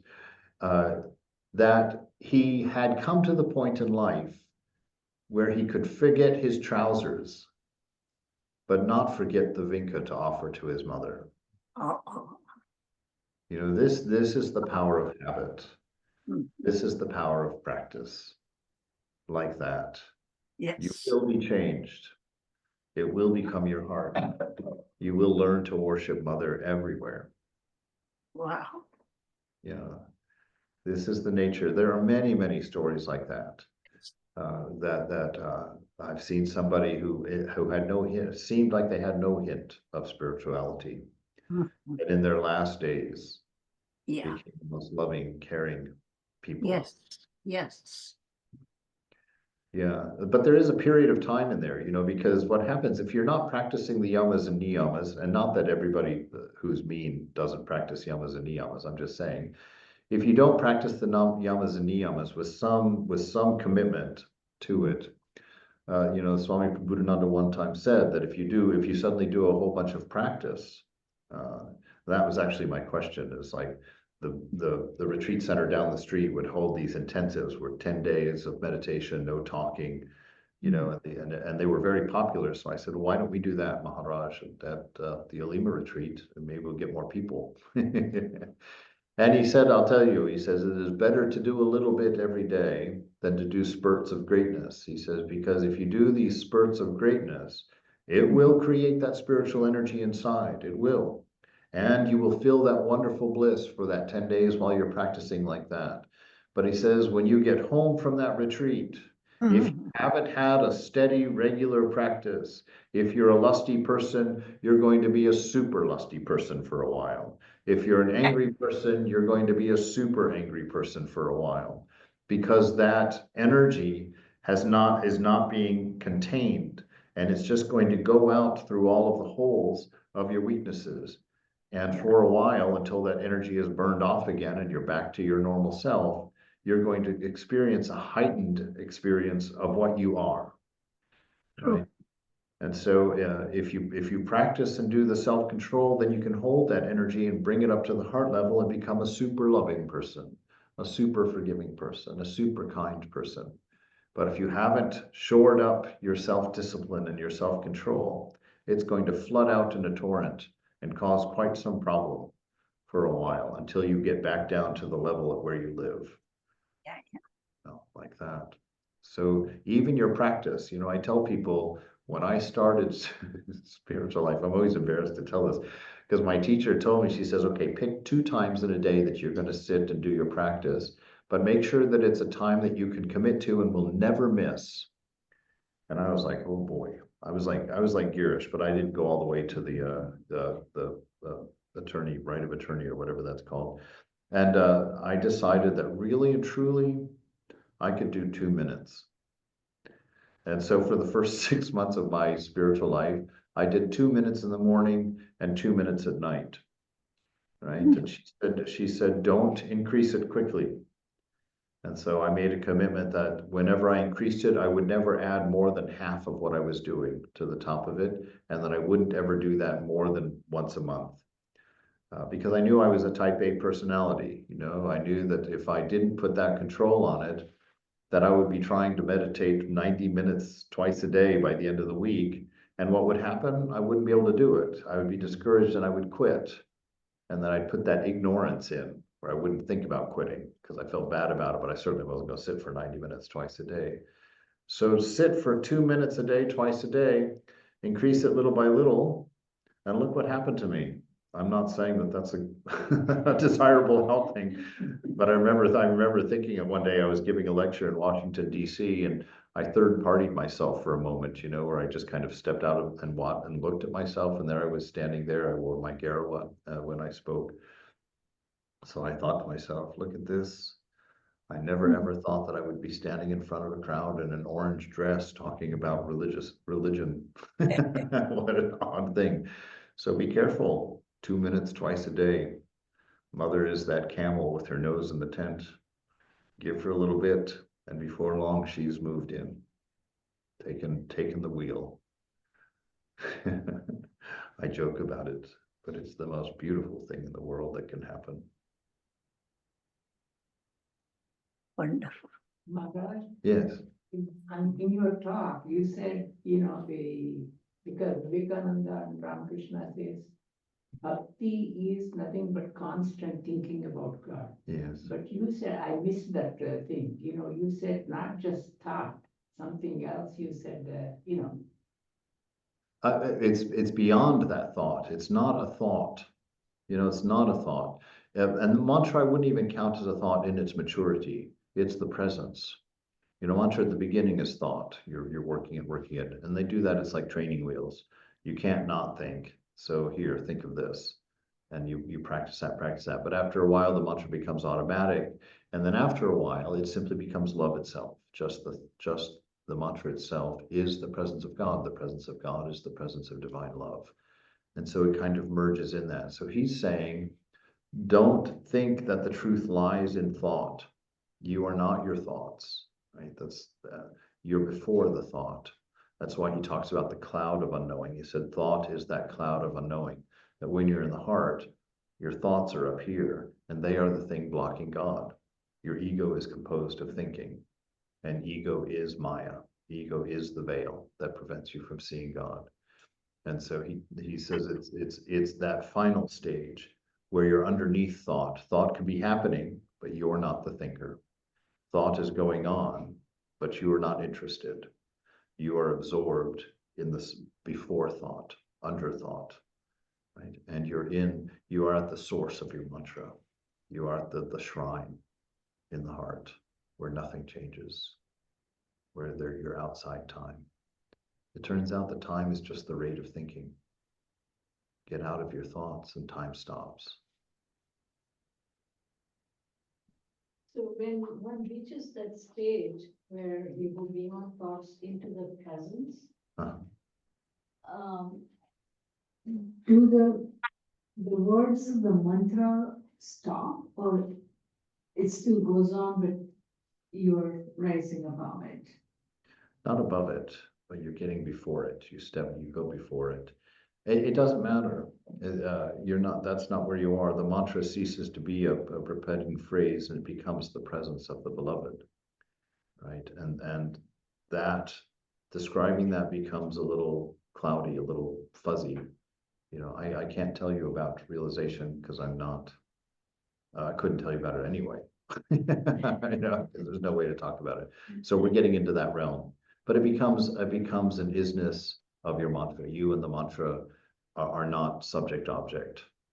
That's starting to blur a bit. You've become a screen door a little bit better. The boundaries are weakening, breaking down. You're not so much the experiencer and the experience. Yeah, you know, but that's there. That's academics at this point for us. So not a concern. At this concern, enjoy. You know, enjoy your realization now. Pretend you borrowed it from the bank, right?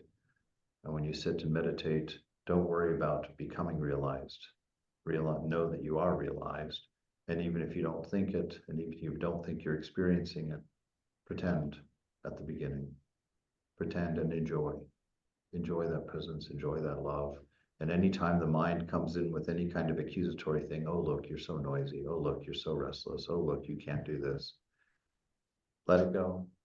Insist, no, grace, mother's big enough to let me sit here comfortably, to let me enjoy my borrowing, my my borrowed grace. So sit and enjoy God, that's all. Chadish, did you want to say something from earlier? That I went to the. I have a funny story about it. One of these, I thought maybe I would share when we were eating, but I'll share anyway if you have time. So when I moved in here in Atlanta 25 years ago, I moved, I got employed by a company, a software company, where everybody was American, white American, and I was the only one, super conservatives. And so my practice was, the first day, I took a picture of Sri Ramakrishna and kept on my desk right near the computer. And back in those days, there was less of the emails and everything. So people used to come personally at your desk and talk. And so every day people would come and ask me the question about what is this picture, I would explain them. This is, it's the same from India, born and brought up. And so every day it would like for me, it was an occasion to go over Sri Ramakrishna's life. And it was in a nice way, and people were very loving and acceptable, But that was something which came to my mind. I wanted to share. Yeah. Excellent. Yeah, if it wasn't all right, just tell them it's Jesus. They don't know what he looked like. So that's a picture of Jesus I keep with me always. Because it's true. Can I share one? My mother, who passed away 2 years ago, 3 years ago, in her last days, she passed away with dementia, but in her last days, all of a sudden, she started reciting one of the small poem, which we never heard before, but probably it was from her childhood. And that poem was so sweet, it described complete Vedanta theory in that one small poem. And there was in North, there was a saint, Ramdev.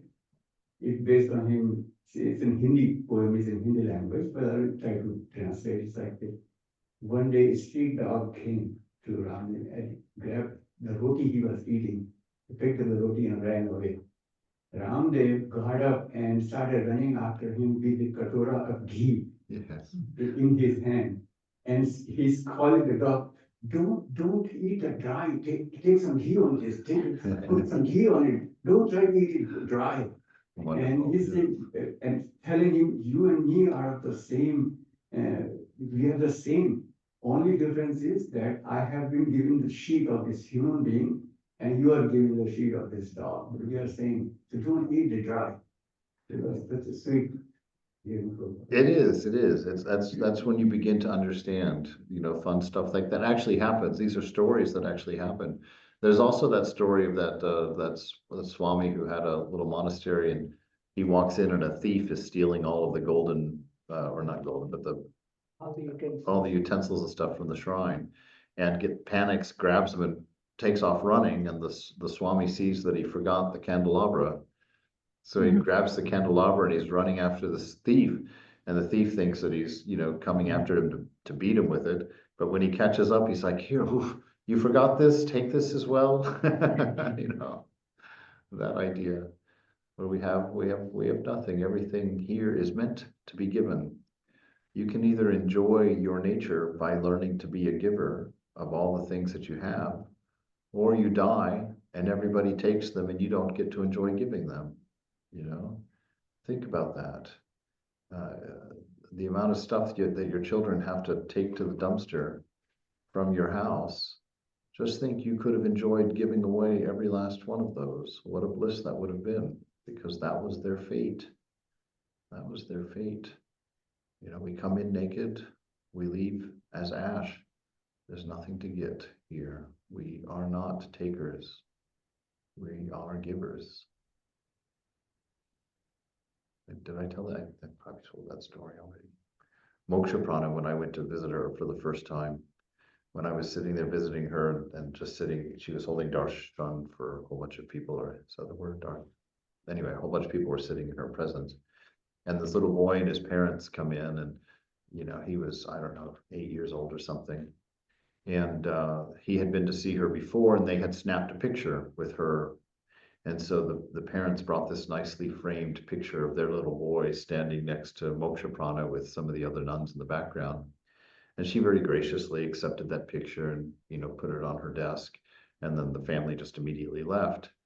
And then I sat there for another, I don't know, we were there another half hour or so. And then I got up to go, and Moksha Prana signaled to Gita Prana to come to get my attention. And I went over there. And Gita Prana said, oh, mother wants to give you something. And she reached over to that picture that she had just been given, the little boy with her and the other nuns behind it, and gave it to me. And I took it, and I learned something intensely that I didn't understand until later when I became a monk, that's exactly what a monk does. People give things to you. You don't collect it and stack it in your closet and in your garage and fill it up. You take it and then you turn around and you pass it on. You pass it on. So Swami Prabhupada had literally an entire room, like the size of the flower room there, just shelves floor to ceiling of things that devotees gave to him over the years. And then he would send me in there. Oh, somebody, I want to go in there and find a chadar for our guest in the old temple. Oh, I have someone coming for dinner tonight. Go in there and find something for, such and such. And so it's this idea. This is not just for monks. This is so that you don't have to go down and rent a room to keep your junk in for, $75 a month. Be a giver. Be a giver. Look at your house and see what's going to happen when I die. Are my kids going to want that? And don't come up with ideal children who you think are going to take all of your knickknacks. They're not going to do it. What they can't carry to the secondhand store is going in the dumpster. And so be brutal. Look at it and think, and then have the joy of giving it away. And find out that you're a giver, because the secret of life is exactly that. The love of giving always makes you happy. Taking never makes you happy. But giving always gives you a little zing, because you have a momentary experience of God, of the divine nature in you. All right, we should probably go eat. So go forward. It's so wonderful, Maharaj. This is a very uplifting lecture. Thank you. Thank you so much. Mother ultimately is like that.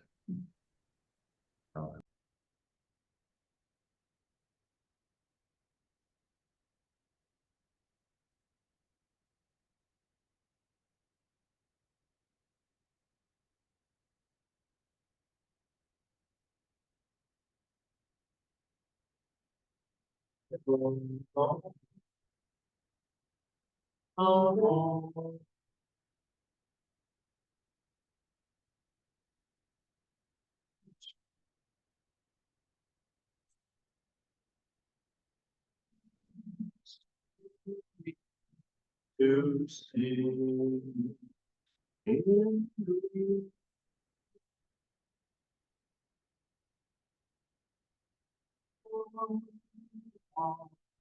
is also in thy hand.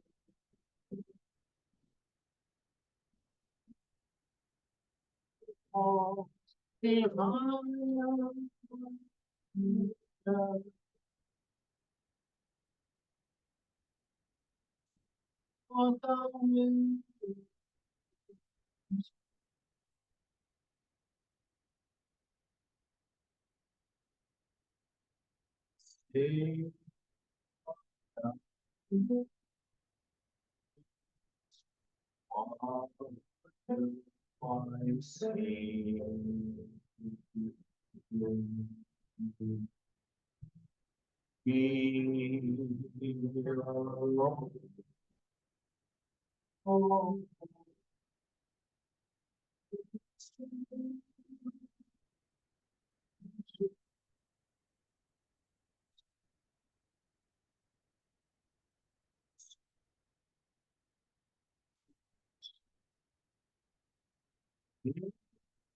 In the thou givest power to those who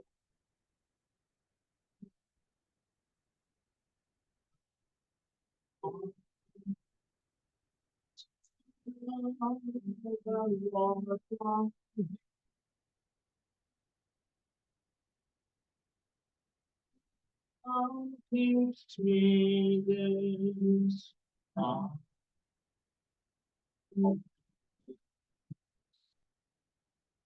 If thou wouldst have me that and one.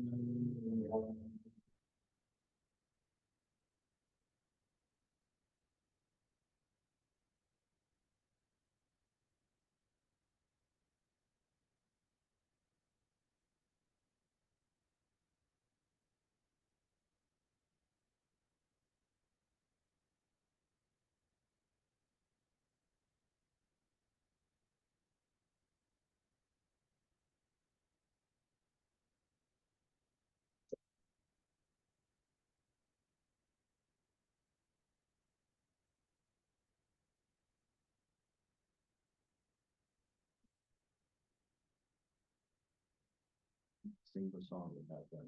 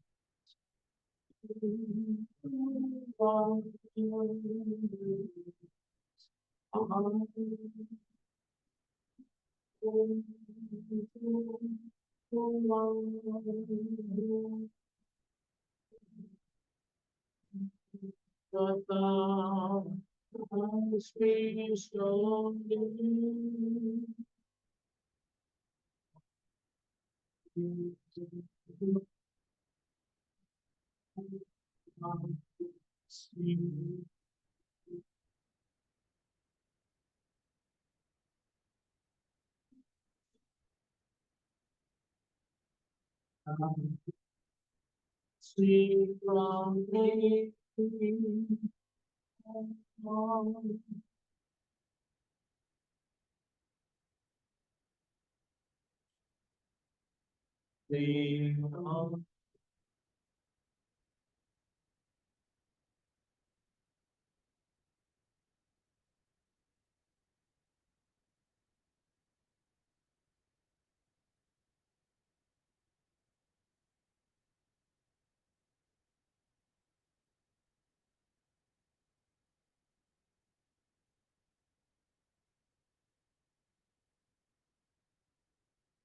So if any of you doubt your necessity in this world, know for certain you are needed. Even if you are just a C key.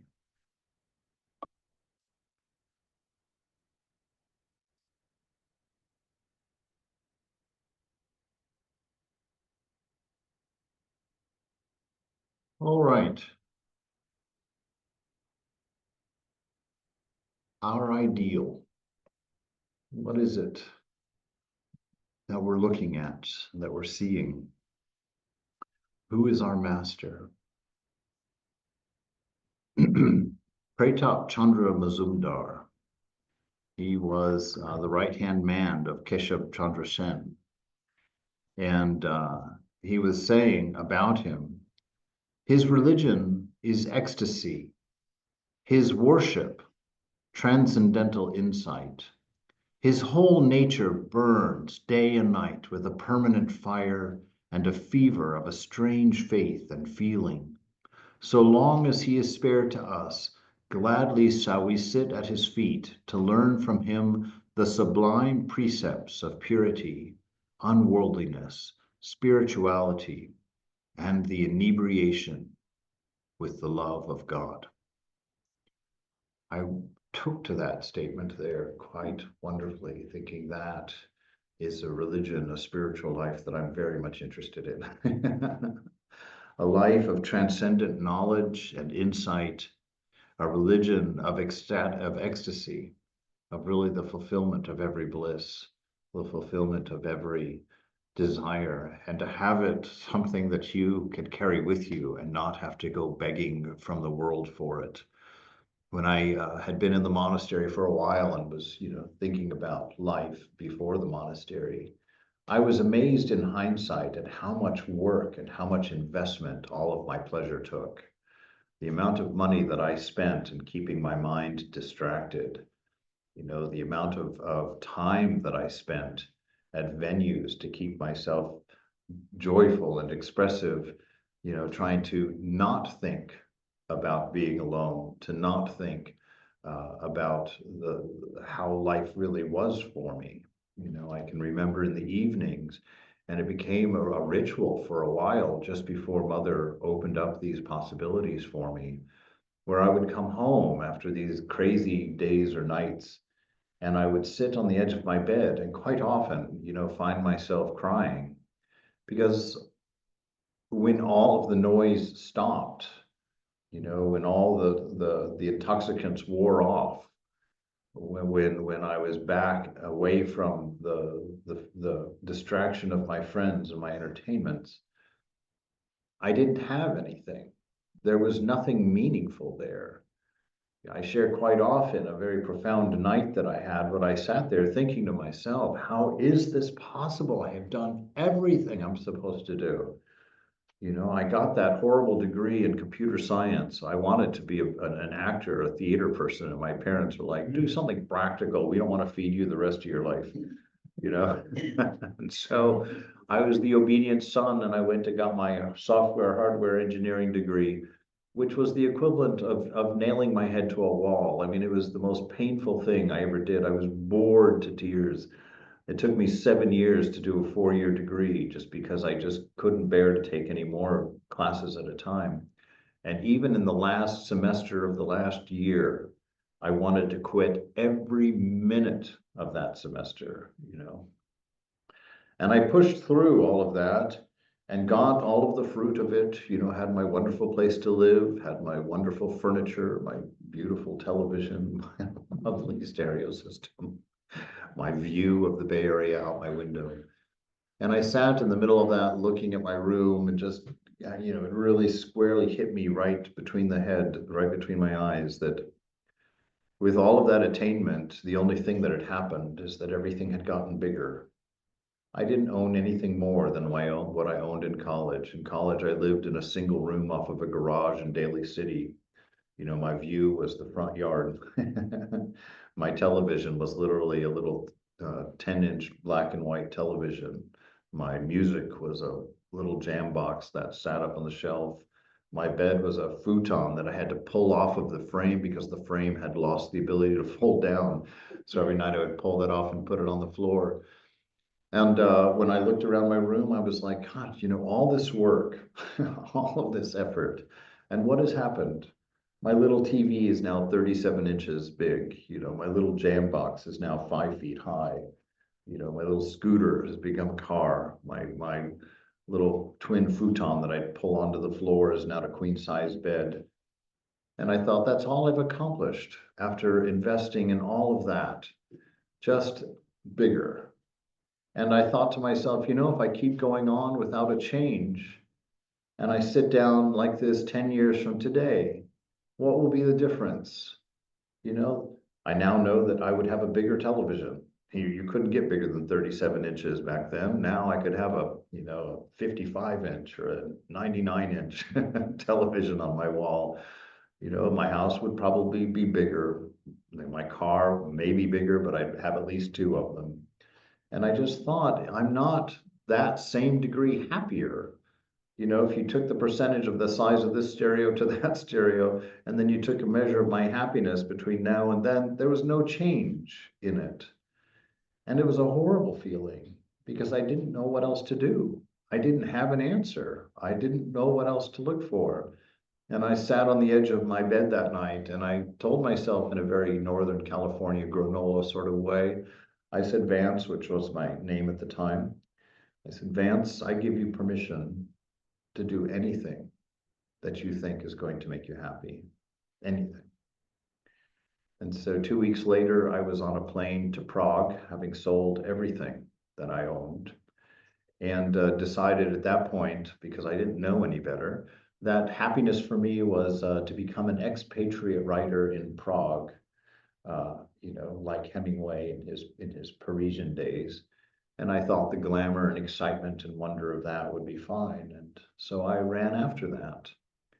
And it didn't take long. You know, summer in Prague is delightful. The fall in Prague, absolutely beautiful. The winter in Prague. The sky turns dark gray. 11 million people begin heating with coal. All of the house that I was actually living in was made probably in the 1500s, made of old stone, and it never got warm.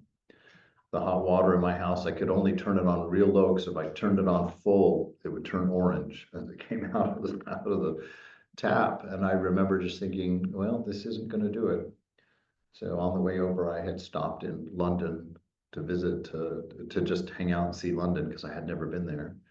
And I had met a friend there while I was there, and I just called and I said, Paul, I'm coming up to London to stay. Can you meet me at the airport? He's like, oh yeah, sure. And so he met me at the airport. I spent that first night at his flat, which he didn't own and he wasn't on the lease. It was a flat where nobody knew who was on the lease, but there were like 15 people living there, sleeping on any surface they could drape themselves over. We stayed there. I stayed there one night, and the next day he comes home from the office and he says, "Well, I did it." And I said, what have you done, Paul? And he said, "Well," he said, "I just thought it was cool what you're doing, just going out and trying to find the meaning of life." And he said, "So I quit my job today, and I thought we could go do this as fun. Where should we go? What shall we do?" So we literally pulled out a world map and sat there and looked around it, and we decided we would chase summer.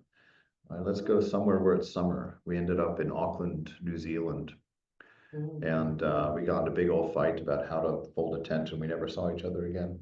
But my journey continued, you know, as I was looking all over the place, trying to find something. I ended up on an island called Rarotonga, which you can walk across in an afternoon.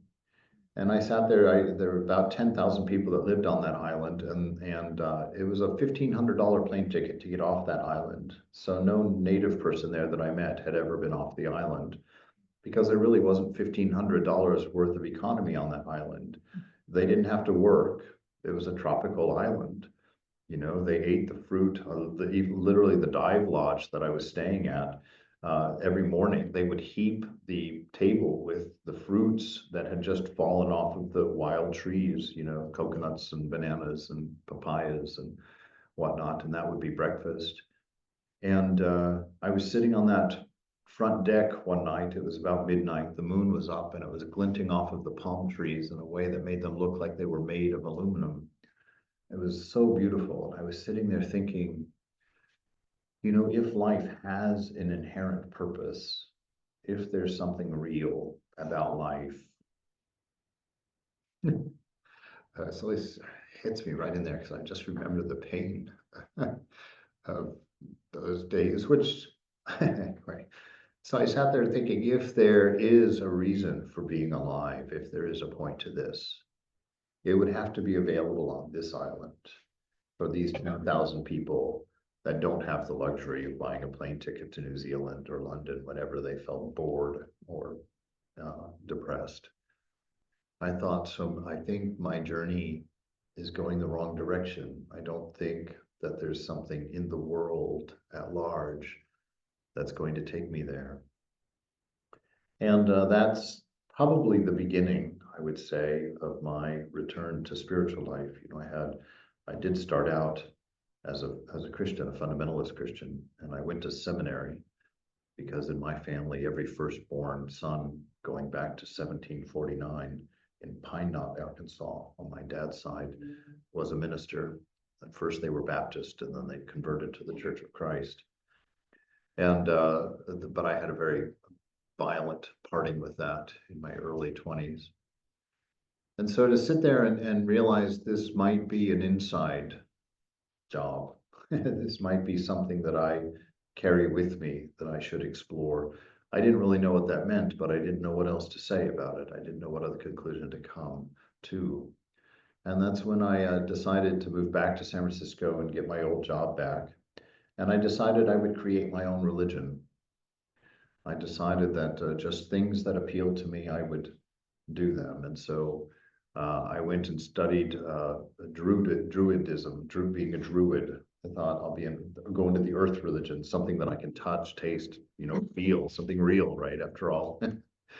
And I studied them and I learned how to write rune script, you know, and so in my apartment, on the walls, I tell these stories knowing that most of you probably wouldn't have hung out with me more than an hour before you ran away thinking, I don't know about this guy here. Because you walked into my apartment, I had a room, my living room. I only had one chair in it. It was made out of driftwood that an artist friend of mine had made. It had like the Game of Thrones back on it. It was like a big, but all driftwood, all stuff he found on the beach. And I would sit in that with my legs crossed, and I had a tea crate with a piece of glass on it. And on that little table, which turned into a little shrine, I had my sage that I had learned from the Native Americans, you know, to burn that to purify the air and purify myself. And so I would sit and I would light the sage and wave it around the room for a minute.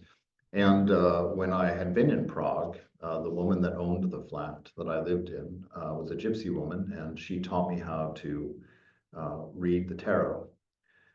She had a husband and a daughter, and every morning at breakfast, she would lay out their cards and she would read for their day, tell them what to be careful of and what to do and whatnot as a morning ritual. And one morning they all had left, and it was just she and I at the table. And she said, "Are you interested in the tarot?" And I said, "I don't know anything. I don't know anything about it. I don't know if I'm interested." And she said, "Well, let me see if you have the gift." I was like, "I'm on vacation. Why not? Let's do this." So she laid out the cards and she said, "Just read the cards to me." And I said, "Maria, I don't know anything about it." She said, "No, just look, just feel them and read them." And so I, you know, much like you read poetry, okay, I said, I don't know. I just looked at how they laid out. I looked at the subjects on the cards. I saw which ones were facing each other, which ones were facing away from each other. And I gave her a reading, just making it up on the spot. Well, apparently I did it right. She was very excited. "Oh, yes, you have the gift. You have the gift." So then she spent the next week teaching me how to read the tarot. And I started doing that at the backpacker lodges and whatnot that I was staying at. I'd go down to the common room and read read tarot cards for people to pay for my meals, actually.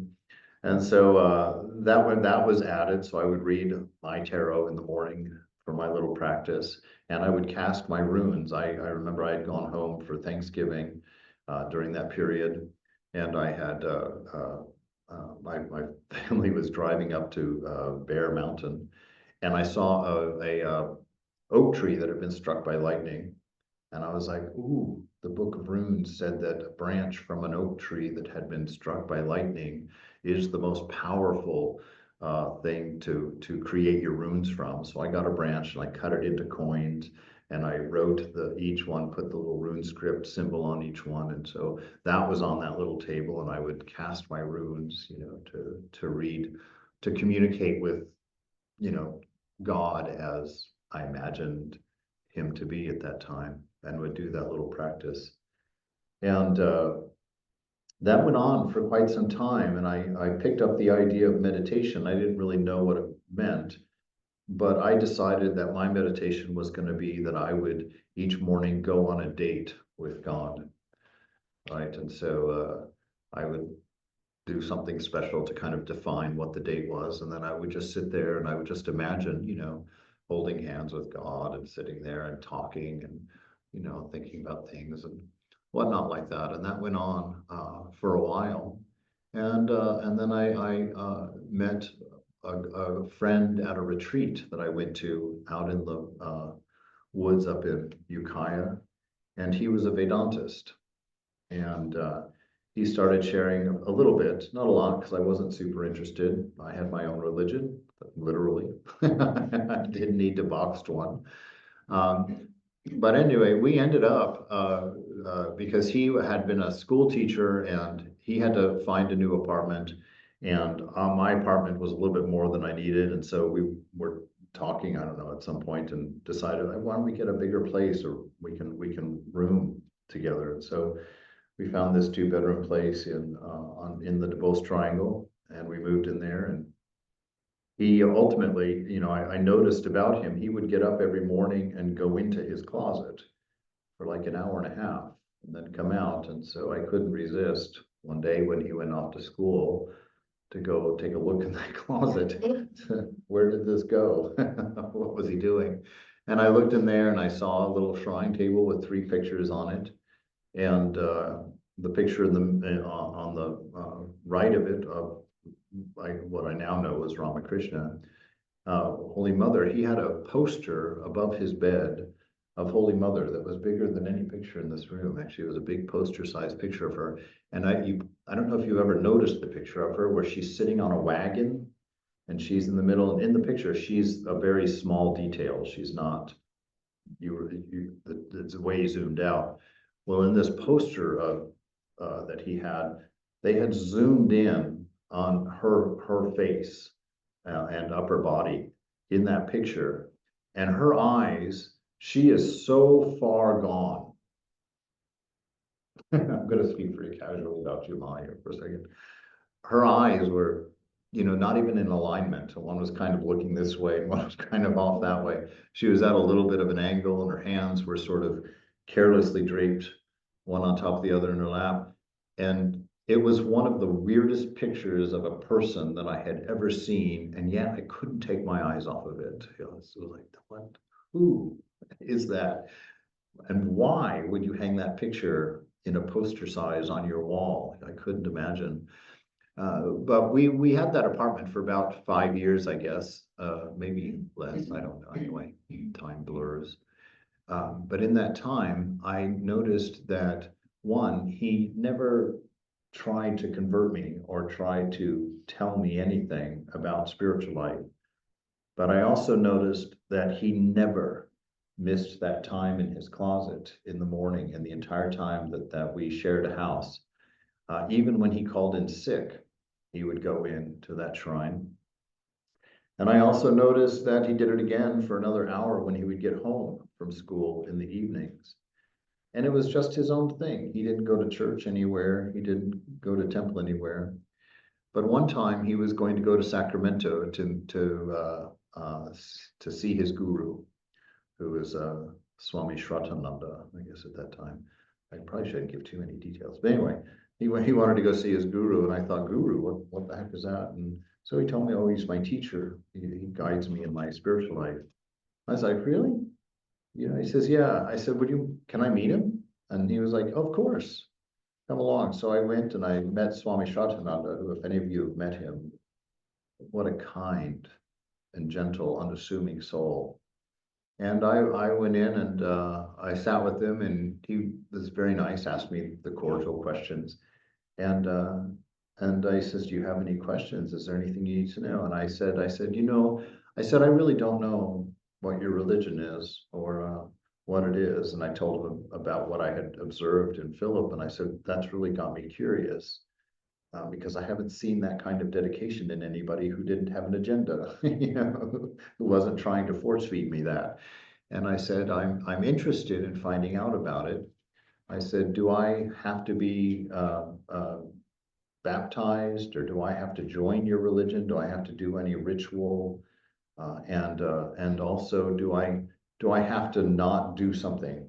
Do I have to not be a Christian or not be a something? Is there something I'm not supposed to read or not supposed to do? And he laughed in the very, very, I guess, guileless sort of way. And he said, no, no, no, no, no. He says, just keep doing what you're doing and go forward. He says, it will all be fine.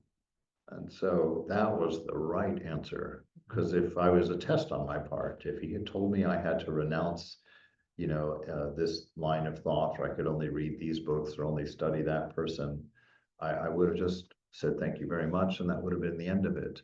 But the fact that he told me all I had to do was go forward, and that it was well and that it would work out, and just to do it with intention, do it as part of a search and be serious, be earnest in your looking. That's what I did. And from there, that's when I first picked up the gospel and sort of casually read it. It wasn't a practice really. And I ran into to this ideal, this inspiration. And I wanted just to kind of go through and talk about the different aspects of it.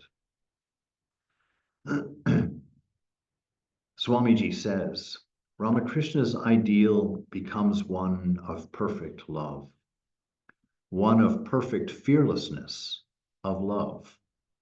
The highest ideal of such a person has no narrowness of particularity about it. It is love universal, love without limits, love without bonds. It is love itself, an absolute love. In the gospel, the master is talking to Bhagavan Das, and he says, the eternal religion, the religion of the rishis, has been in existence has been in existence from time out of mind and will exist eternally. There exist in this Sanatana Dharma all forms of worship. Worship of God with form, the worship of the impersonal deity as well. It contains all paths, the path of knowledge, the path of devotion, and so on. I read that and I just, in the gospel, I have no idea. I don't have the page number. I just have gospel down here, but if we can search for it, just search for and will exist eternally and you'll find it. Otherwise, I'll text you later. So I just loved that ideal. And of course, as many of you know, I'm trying to unfold that and trying to understand what that looks like. How can you have a center without a center as such, you know? And what we've come up with in Colorado is that the center exists actually in your practice. Your practice is where you learn. Your practice is where you study. Your practice is where your guru teaches you. And when we get together on Sundays, that's Sangha. And that's the time for love. That's the time when you practice love. When you come in, it's your job. Find out how everyone's doing. You know, share how you're doing. Talk very matter-of-factly with each other. Be very honest. This is your laboratory for love, to see how honest and open you can be and still find out that you're still loved, that you're still appreciated, you're still cared for. And that way, the Christian can have his practice and his belief and his study. And when he comes to the Sangha, he comes to serve Jesus in everyone there. And the Hindu can have his practice and his strength. And when he comes to Sangha, it's his job to see his beloved in the eyes of everyone there. And we practice that way. The Sangha on Sundays is your time to practice the love that you dream of, the love that is your highest ideal, in an environment that is created for that, where you are safe, you are able to open up, and you are able to move forward together. And everybody gets 15 minutes, up to 15 minutes. Almost nobody takes that long except for me, to share what they've studied that week in their practice, to share what they've learned that week, or something that they read that touched them in a particular way or that they thought was very important. And in that way, I get to know where everybody's coming from, you know, what religions they're practicing and what they're learning and where they're at. And then my job when it's my 15 minutes is to take all of the things that they've said and to put them under the Vedantic umbrella that includes all forms of worship, all religions, all the paths, all the practices, and to remind them that as different as the scaffolding may look on the different sides of the building, it's still the one building. And in that building is where we will worship. And that way we've created an environment that I think a Christian could become a better Christian, a Hindu can become a better Hindu, a Muslim can become a better Muslim. We can learn together, we can share across lines, we can inspire each other from our own traditions and go forward. Now there was this an old maidservant that Ramakrishna had in the temple there, or I guess of the temple proprietor. It says, after a time, Bhagavati, an old maidservant of the temple proprietor, entered the room and saluted the master from a distance. Sri Ramakrishna bade her to sit down. The master had known her for many years. In her younger days, she had lived a rather immoral life. But the master's compassion was great, and soon he began to converse with her. This story has always been really special to me. One, because I have to admit in front of all of you that that could have been me. And actually, I have fallen in love with this story because I think it was me. Not for any supernatural reason, not for any real insight, except for that my first week in the monastery, I was sitting at the table with Swami Prabhupada, and I was telling him about what I had read earlier that morning in the gospel, just kind of sharing with him. And he sat back and he looked at me. He said, "Well," he said, "have you found yourself in there yet?" I was like, "What? What?" He said, "Have you found yourself in the gospel?" I said, how am I going to find myself in the gospel? He said, oh, I don't know. I think it's just odd that you came here out of nowhere. That up until 5 weeks ago, you didn't know a thing about Vedanta. You weren't even religious, you know. He says, it just seems strange to me that you go from that to sitting at the table for breakfast with me. He says, you must be in there somewhere. You should read it from now on with the idea of finding yourself in there. Now, I didn't realize that was a trick at the time. You know, that makes it a very dynamic experience to open the scriptures and to know that it's personal. It is about you, whether or not you're actually one of the subjects in there. This reading scripture is a personal conversation with the divine for you. And you are in there. Your heart is in there. Your troubles are in there. Your experiences are in there. And if you read it with that personal understanding, it will open up miles and miles of inner truth for you. Here we have Bhagavati. She had the good sense to sit at the back of the auditorium, and I know that feeling. You walk into a holy place. I didn't go into churches. I told my friends they would fall on me if I went in there, you know, and if I did, I sat in the back, not to be noticed, you know. And so because of her immoral life, which, you know, if you wanted to come up with a nice word for my life, that wouldn't be a bad one. And I'm sorry to admit that as a Swami, but it's what made me a Swami. It's what allowed me to walk away from that world.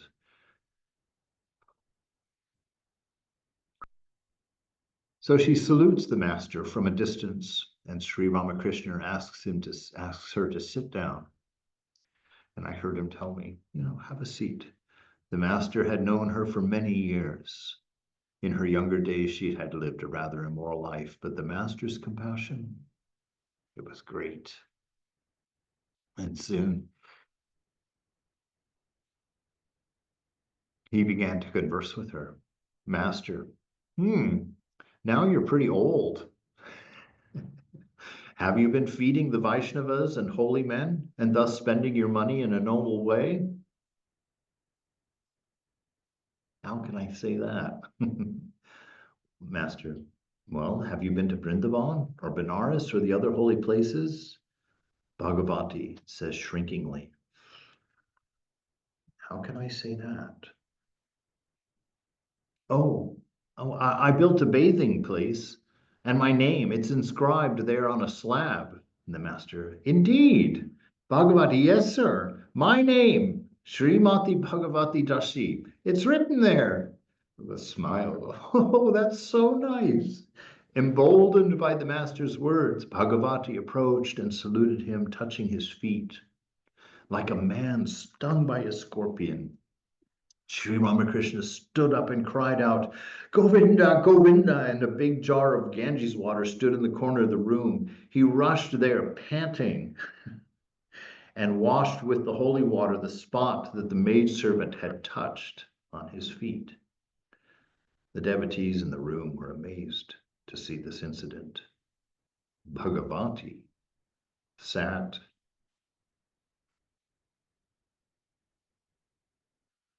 as if struck dead. And suddenly my honeymoon was over. I was like, oh my God. And I sat in that shrine after I had read this story, after having finally found myself in the gospel. And I was like, what? Why were you so nice to her if that was the effect of that love? That she would sting you like a scorpion by touching you, you know, because she was encouraged and emboldened by your words. And I sat with that story for a long time without being able to resolve an understanding. But after a while, Mother had mercy and opened up a section of mind and explained it to me. He says, read the story and tell me why Bhagavati went and touched his feet. She thought of herself as impure. She thought of herself as separate, unworthy, and apart. What brought her forward? thinking that she had done something that made her better, that fixed her, that it was something she had done that made her worthy of touching Ramakrishna's feet. And Ramakrishna took one blow and taught her, you will touch my feet through grace alone. You will know me through love alone. You will never know me through what you do and how you behave and what you think of yourself or what you've accomplished. It will be by love alone that you are pure enough to touch my feet. So he goes, the story continues, in order to relieve her mind of all embarrassment. Oh, okay. All right. So now she's embarrassed. Her ego has been broken. Her ego's been pushed out of the way. She understands that it's not that she made a mistake, that building a ghat at the river wasn't going to change the fact that she felt herself impure, that she felt herself separate from God. In order to relieve her mind of all embarrassment, the master said tenderly, listen to a song. He goes and he sits down next to her and he sings to her, dwell, O mind, within yourself. Enter no other's home. If you but seek there, you will find all you are searching for.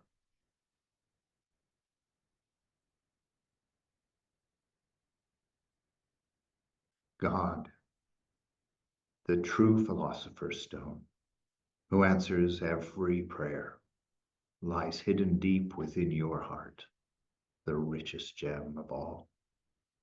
How many pearls and precious stones are scattered all about the outer court that lies before the chamber of your heart. She's the only person that Ramakrishna gets down and sings a song to personally.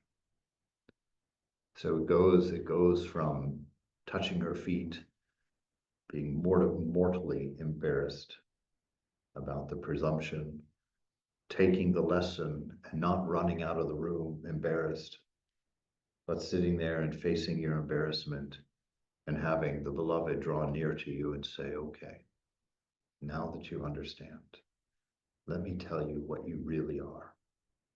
Let me show you the beauty that you forgot that made you sit in the back of the room. Let me tell you that the very divine beauty and perfection, the purity you seek, is in you.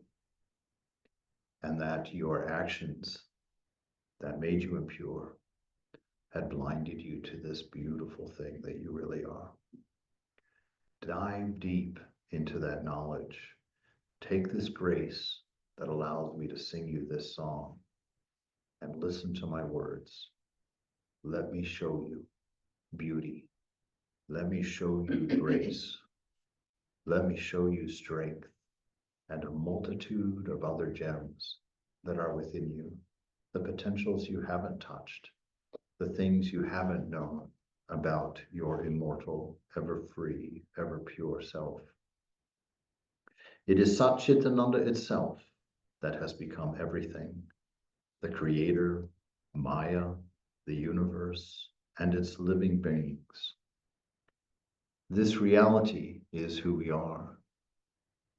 We'll take a look here. I want to see the qualities of Satchitananda, this existence itself. You know, I learned or feel like I'll say learned, it's easy, that God is the unchanging absolute, right? So he's a noun. God is a noun. He's a divine principle, the divine principle of a perfect love, the divine principle of existence, the divine principle of wisdom. That he does not exist.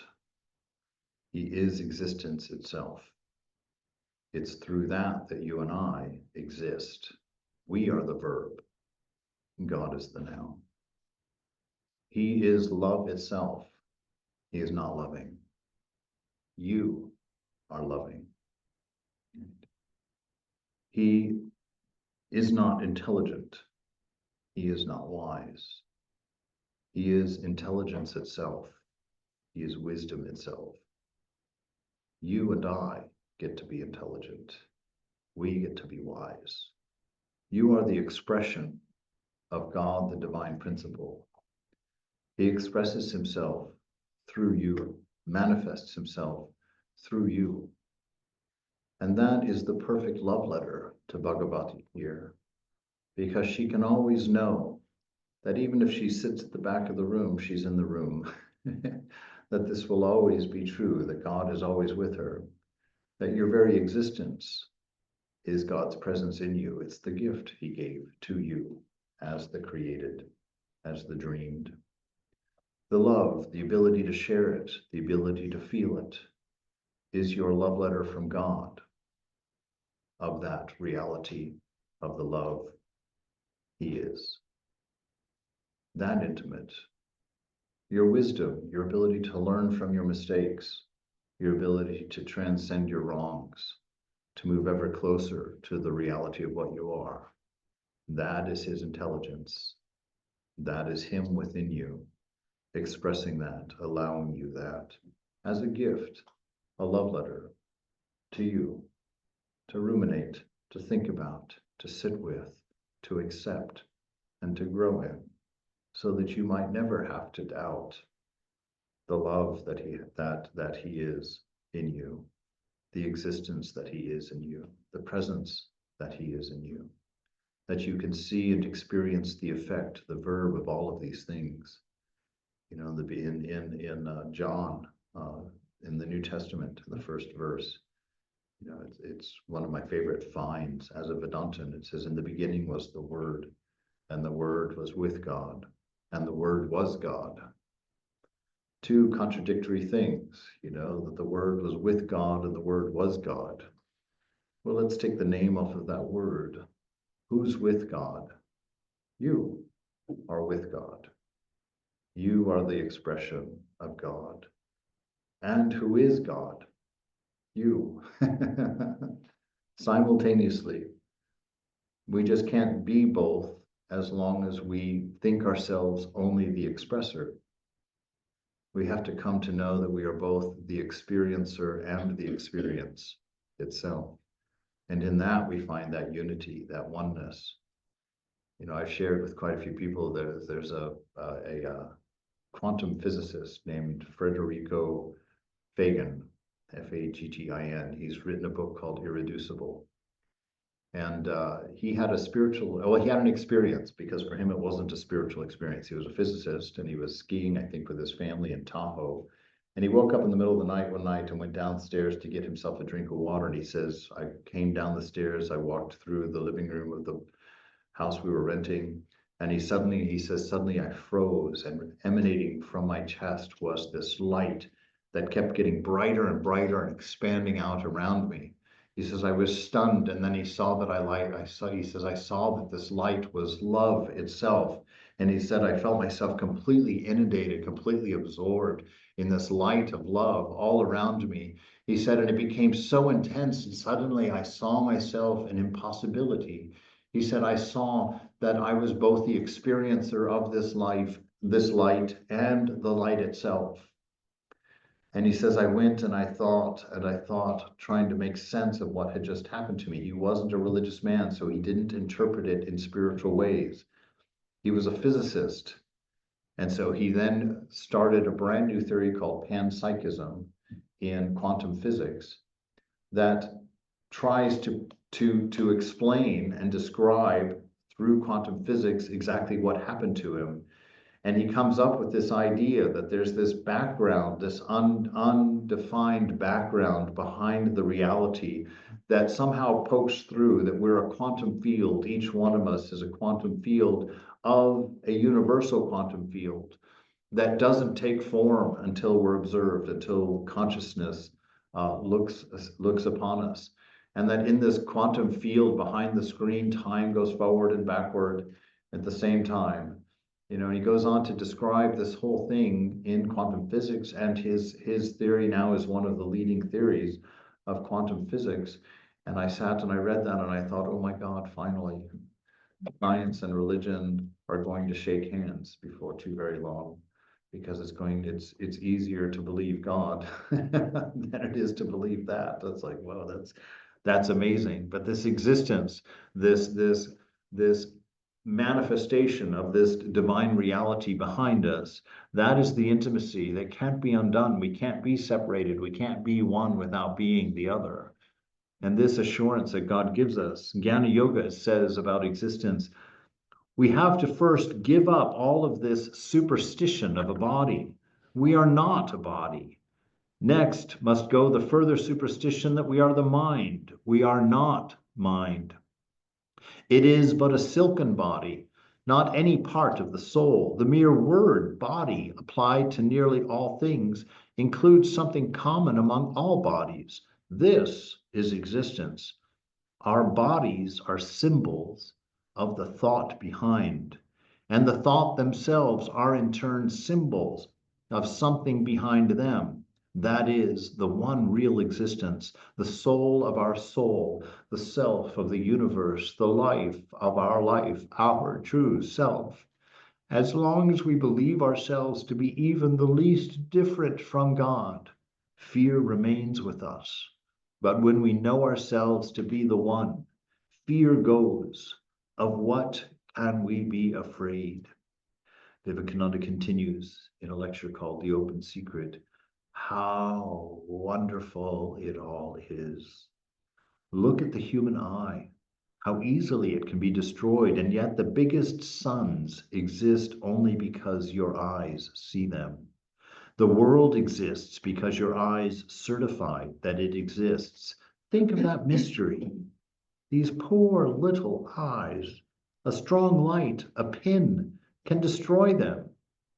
Yet the most powerful engines of destruction, the most powerful cataclysms, the most wonderful of existences, millions of suns and stars and moons and earth, all depend for their existence to have and their certification by these two little things. They say, nature, you exist, and we believe that nature exists. And so it is with all of our senses. What is this? Where is weakness? Who is strong? What is great and what is small? What is high? What is low in this marvelous interdependence of existence, where the smallest atom is necessary for the existence of the whole? Who is great and who is small? It is past finding out. And why? Because none is great and none is small. All things are interpenetrated by that infinite ocean. Their reality is that infinite, and whatever there is on the surface is but that infinite. The tree is infinite, so is everything that you see, everything that you feel, every grain of sand, every thought, every soul, everything that exists is infinite. Infinite is finite, and finite, infinite. This is our existence. To sit and to think about your existence, to try and fathom, what does it mean to exist? That's a question I've asked myself. I exist, okay, I know that I exist, but what is that? What is this existence? And what does it mean? And how does it happen? And why does it happen? And that existence is that awareness of existence, the I am, which consequently is the name of God in the Old Testament. This I am, God is existence. This being is God. It's the word that has dwelt among us. It's the word that manifested, the word with God, right? Waiting to be recognized as God. Knowledge, intelligence. What is this one? In Jnana Yoga, it says, no one can know existence except through knowledge. In a book called A Study of the Sankhya Philosophy, take an individual man. He has first a part of undifferentiated nature in him, and that material nature in him becomes changed into the Mahat, a small particle of this universal intelligence. And this particle of universal intelligence in him becomes changed into egoism, and then into the sense organs. and the fine particles of matter which combine and manufacture his body. In Raja Yoga, he says, the Atman is that pure intelligence controlling and directing prana. But the intelligence we see around us is always imperfect. When intelligence is perfect, we get the incarnation, the Christ. Intelligence is always trying to manifest itself. And in order to do this, it is creating minds and bodies of different degrees of development. In reality, and at the back of all things, every being is equal. These beautiful ideas about this manifestation and the power of what you are, the reality of what you are. You know, when Thakur would see it, his mind would short circuit, shut down. It couldn't contain it. It couldn't believe it. His senses, you know, overloaded, shut down. He would stand there completely motionless. He was no longer Thakur. He was no longer Ramakrishna, although we would continue to call him such all the way up to the present day. At that moment that samadhi set in, he was everybody in the room. He was the room itself. He was the temple. He was the Ganges. He was Calcutta. He was India and the world and the universe. But we only saw Ramakrishna in samadhi because we couldn't let go of the idea of him being a body, because that's our only experience of ourself, this smallness, this thing that changes, this thing that has our attention. The potential of it is amazing, and the excitement of it to me, that this is possible. You're going to become everything. You know, again, I remind you, Sri Nisargadatta says, he says, the problem, the fact that you're attached to the body is not a problem, not the problem. He said, the problem is that you've only attached to one body. You're everybody. You're every room. You know, you're every place. You're everything. It's all within you. What is this knowledge? I want to know. And the master says to M, what is Vijnana? What is this highest knowledge? It is knowing God in a special way. The awareness and conviction that fire exists in wood is jnana, or knowledge. But to cook rice on that fire, to eat that rice and get nourishment from it, is vijnana. To know by one's inner experience that God exists is jnana. But to talk to him, to enjoy him as a child, as a friend, as a master, as a beloved, this is vijnana. The realization that God alone has become the universe and all of its living beings is vijnana. So it's this whole presentation to us that this is to be experienced. You know, when asked what religion is, Vivekananda said, religion is realization. It's knowing. It's being changed because you see it, not because you believe it. You don't have to believe a thing here. You have to have a conviction, you know, an awareness.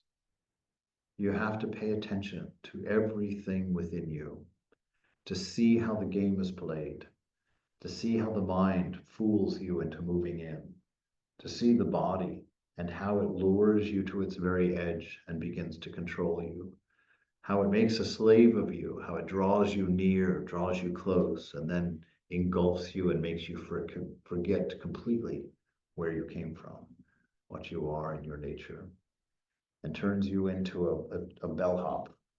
Get me this. I want chicken. I need a shower. I need a vacation. I need a wife. I need a husband. I need more food. I need to lose weight. I need more food. I need a gym. And on we spend our whole life running around serving it. How many hours did you go to work this week? And what did you do it for? To pay for the house, to pay for the vacation, to pay for the cars, to pay for the shoes, to pay for the belts, to pay for the food, to pay for the kids, to pay for. What will it take to say enough? What will it take to say enough? I'm done buying. I'm done paying. So that you can get some freedom. Some time to just be, where nothing is robbing your mind of its peace, where nothing is tilting you out of balance, so you feel that something has to be fixed, something has to be attained, something has to be achieved. When will you accept the freedom from your guilt and from your shame, from the difficulty of everything that has to be done, and to take repose in what? In what you are, not what you think you are, what you are. To be, not to become. To accept, not to attain.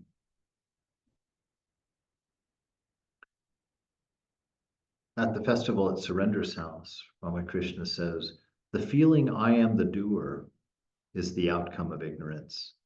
But the feeling that God does everything is due to knowledge. God alone is the doer. All others are mere instruments in his hands. After attaining knowledge, a man says, "Oh God, nothing belongs to me. Neither this house of worship, nor this Kali temple, nor this Brahmo Samaj. These are all yours. Wife, son, and family do not belong to me. They are yours." So it's this perspective, you're not the doer.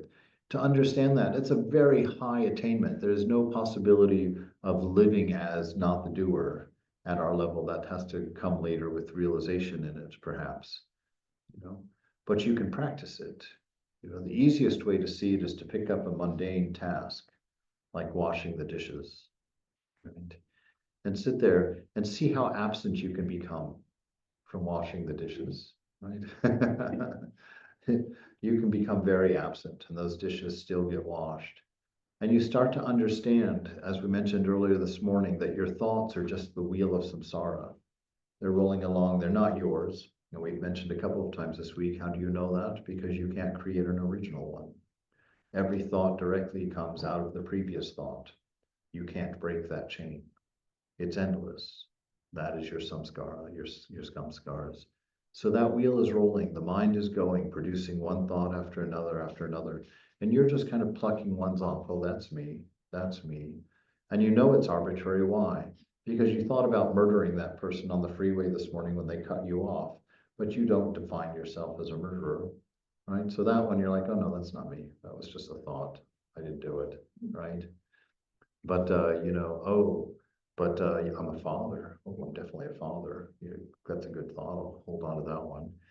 And I learned this because I tried this type of practice from the Buddhist perspective, where they say, allow your thought to come into your awareness, name it, and then make a point of letting it go. And I thought, what an interesting practice. So I went to the shrine a couple of times actually, and started trying to do that. And one day I did a pretty good job of it. I think for about an 18th of a second, I actually managed to be the observer and only the observer. And I felt a wonderful zing of bliss in myself. And then the next thought that went across the front of my mind is, I'm having a great meditation. All right. And the word I in that thought caught me. It's not that just fooled me. It's like, oh, there goes my name. That's my thought, right? And I became aware of having a great meditation. And suddenly it was gone. That zing of bliss was nowhere to be found. And then the worst thing happened after that. I went looking for it. I went looking for that for weeks after that, not realizing that it was a byproduct of not looking for it. It was a byproduct of not putting it in front of me, but by simply not identifying with my thoughts, letting them come just as they do and letting them go, not grabbing any of them and putting it into my memory, which is what we want to do. Things that flow through the normal river of time, we like them. We don't want them to flow out the other side. So we grab them, and what do? We want to make them immortal. That's what we are. So we tuck them in our body, tuck them in our mind, because that's what we think we are. We're the mind. So I pick it up and I carry it with me. And that begins to color my experience now. I can't see the world as I did. I'm looking through a lens now, right? And so I'm going to start observing things missing. My desires, they're not there. I have to go get them. And so we create the story of future to go get them.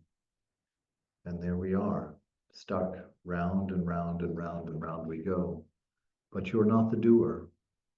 So observe that if you can't believe that, right? Let it go. When the body's hungry, it tells the mind.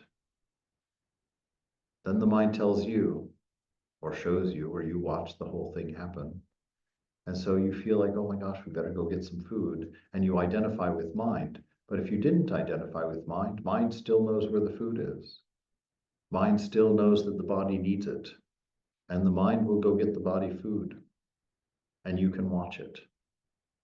And not be responsible for it. Not be caught up in it. Not care about the particulars. Just go get the food. Right? Detachment, letting it come and letting it go. No worries, because nothing belongs to you. Everybody is a renter here. Nobody owns their house.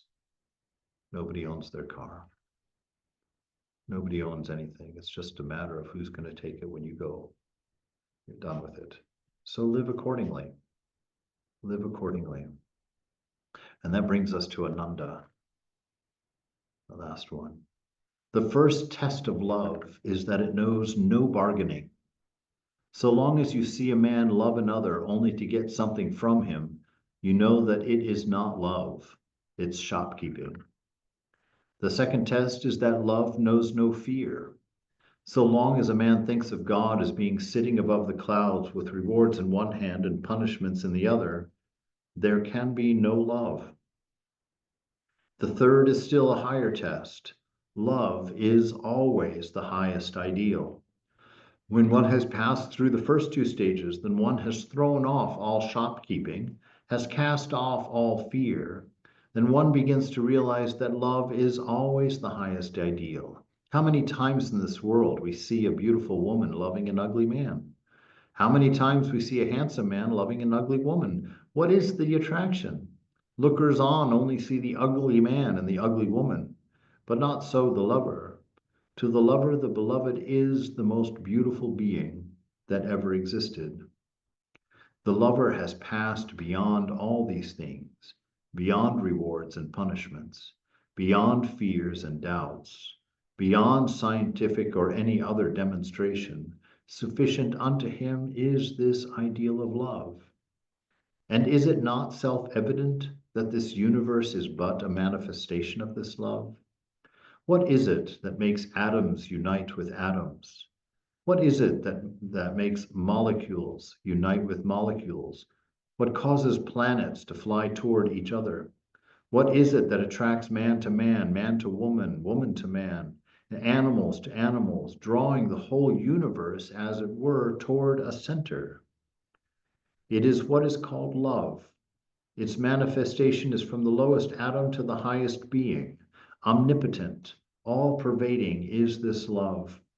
What manifests itself as attraction in the sentient and in the insentient, in the particular and the universal, is the love of God.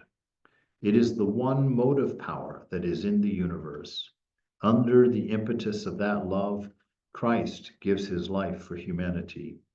Buddha, even for the animal, the mother for the child, the husband for the wife. It is under this impetus of the same love that men are ready to give up their lives for their country, and strange to say, under this impetus of the same love that the thief steals and the murderer murders.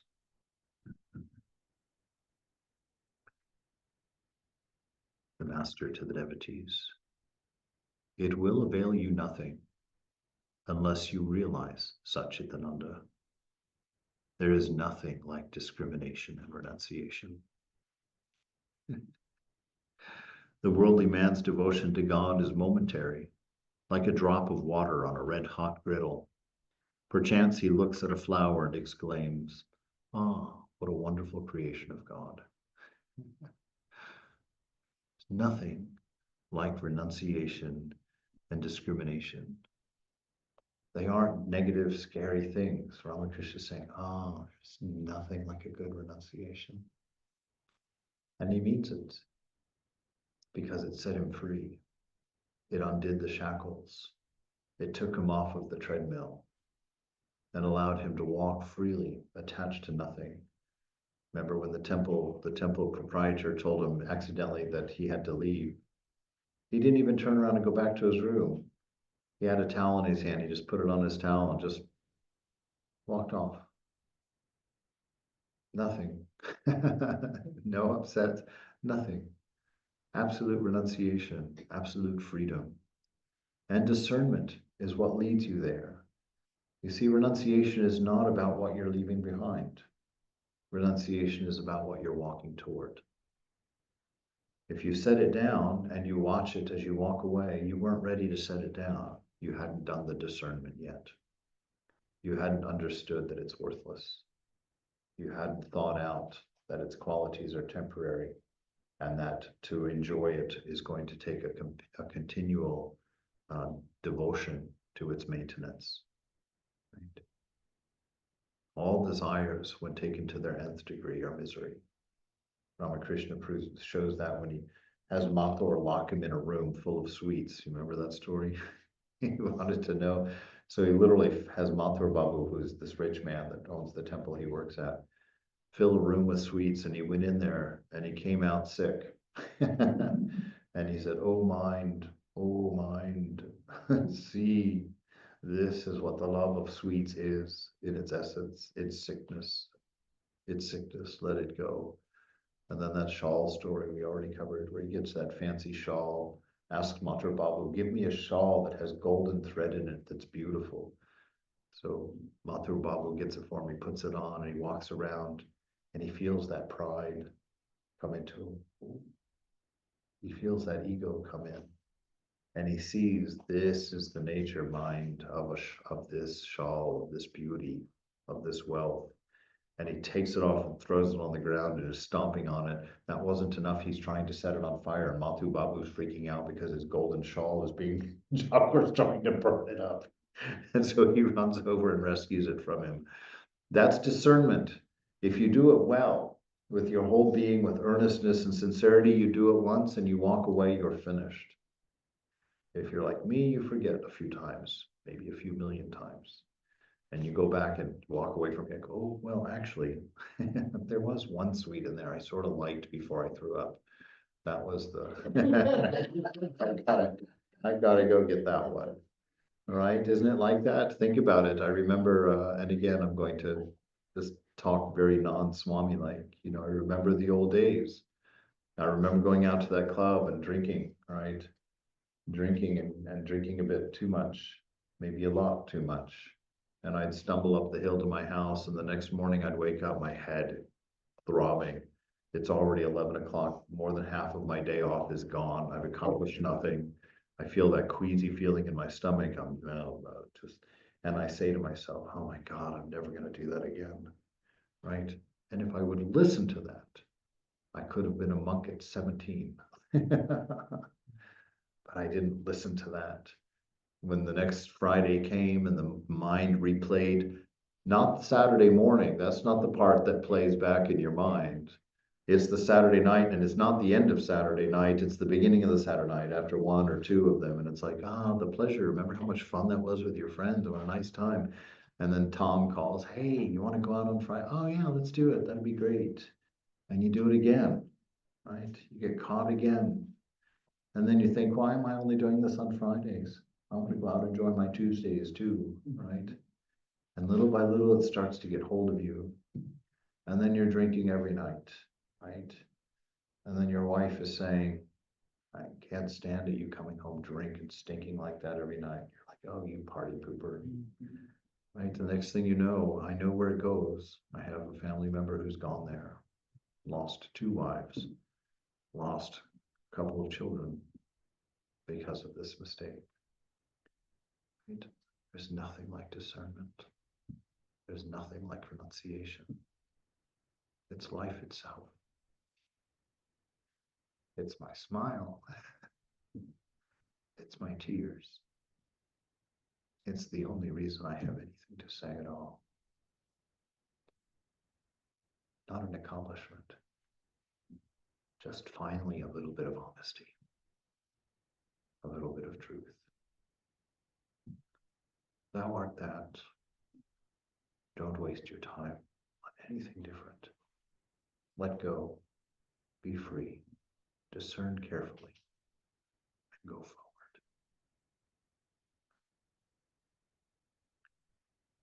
So we'll stop there for the afternoon. Any questions or ideas?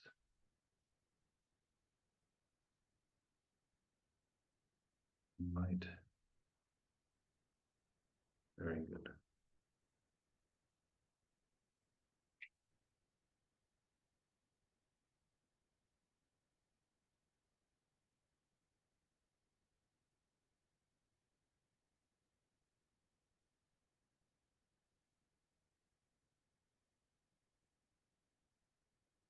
Is there anything else on the agenda? So you can stay and meditate if you like. Come over and have some. I've got a cup of coffee over there I'm gonna have. We can sit and chat or eat together. What's that? Yes, okay. Let's have a coffee or a tea, of course, or hot water for those who have attained a bit higher.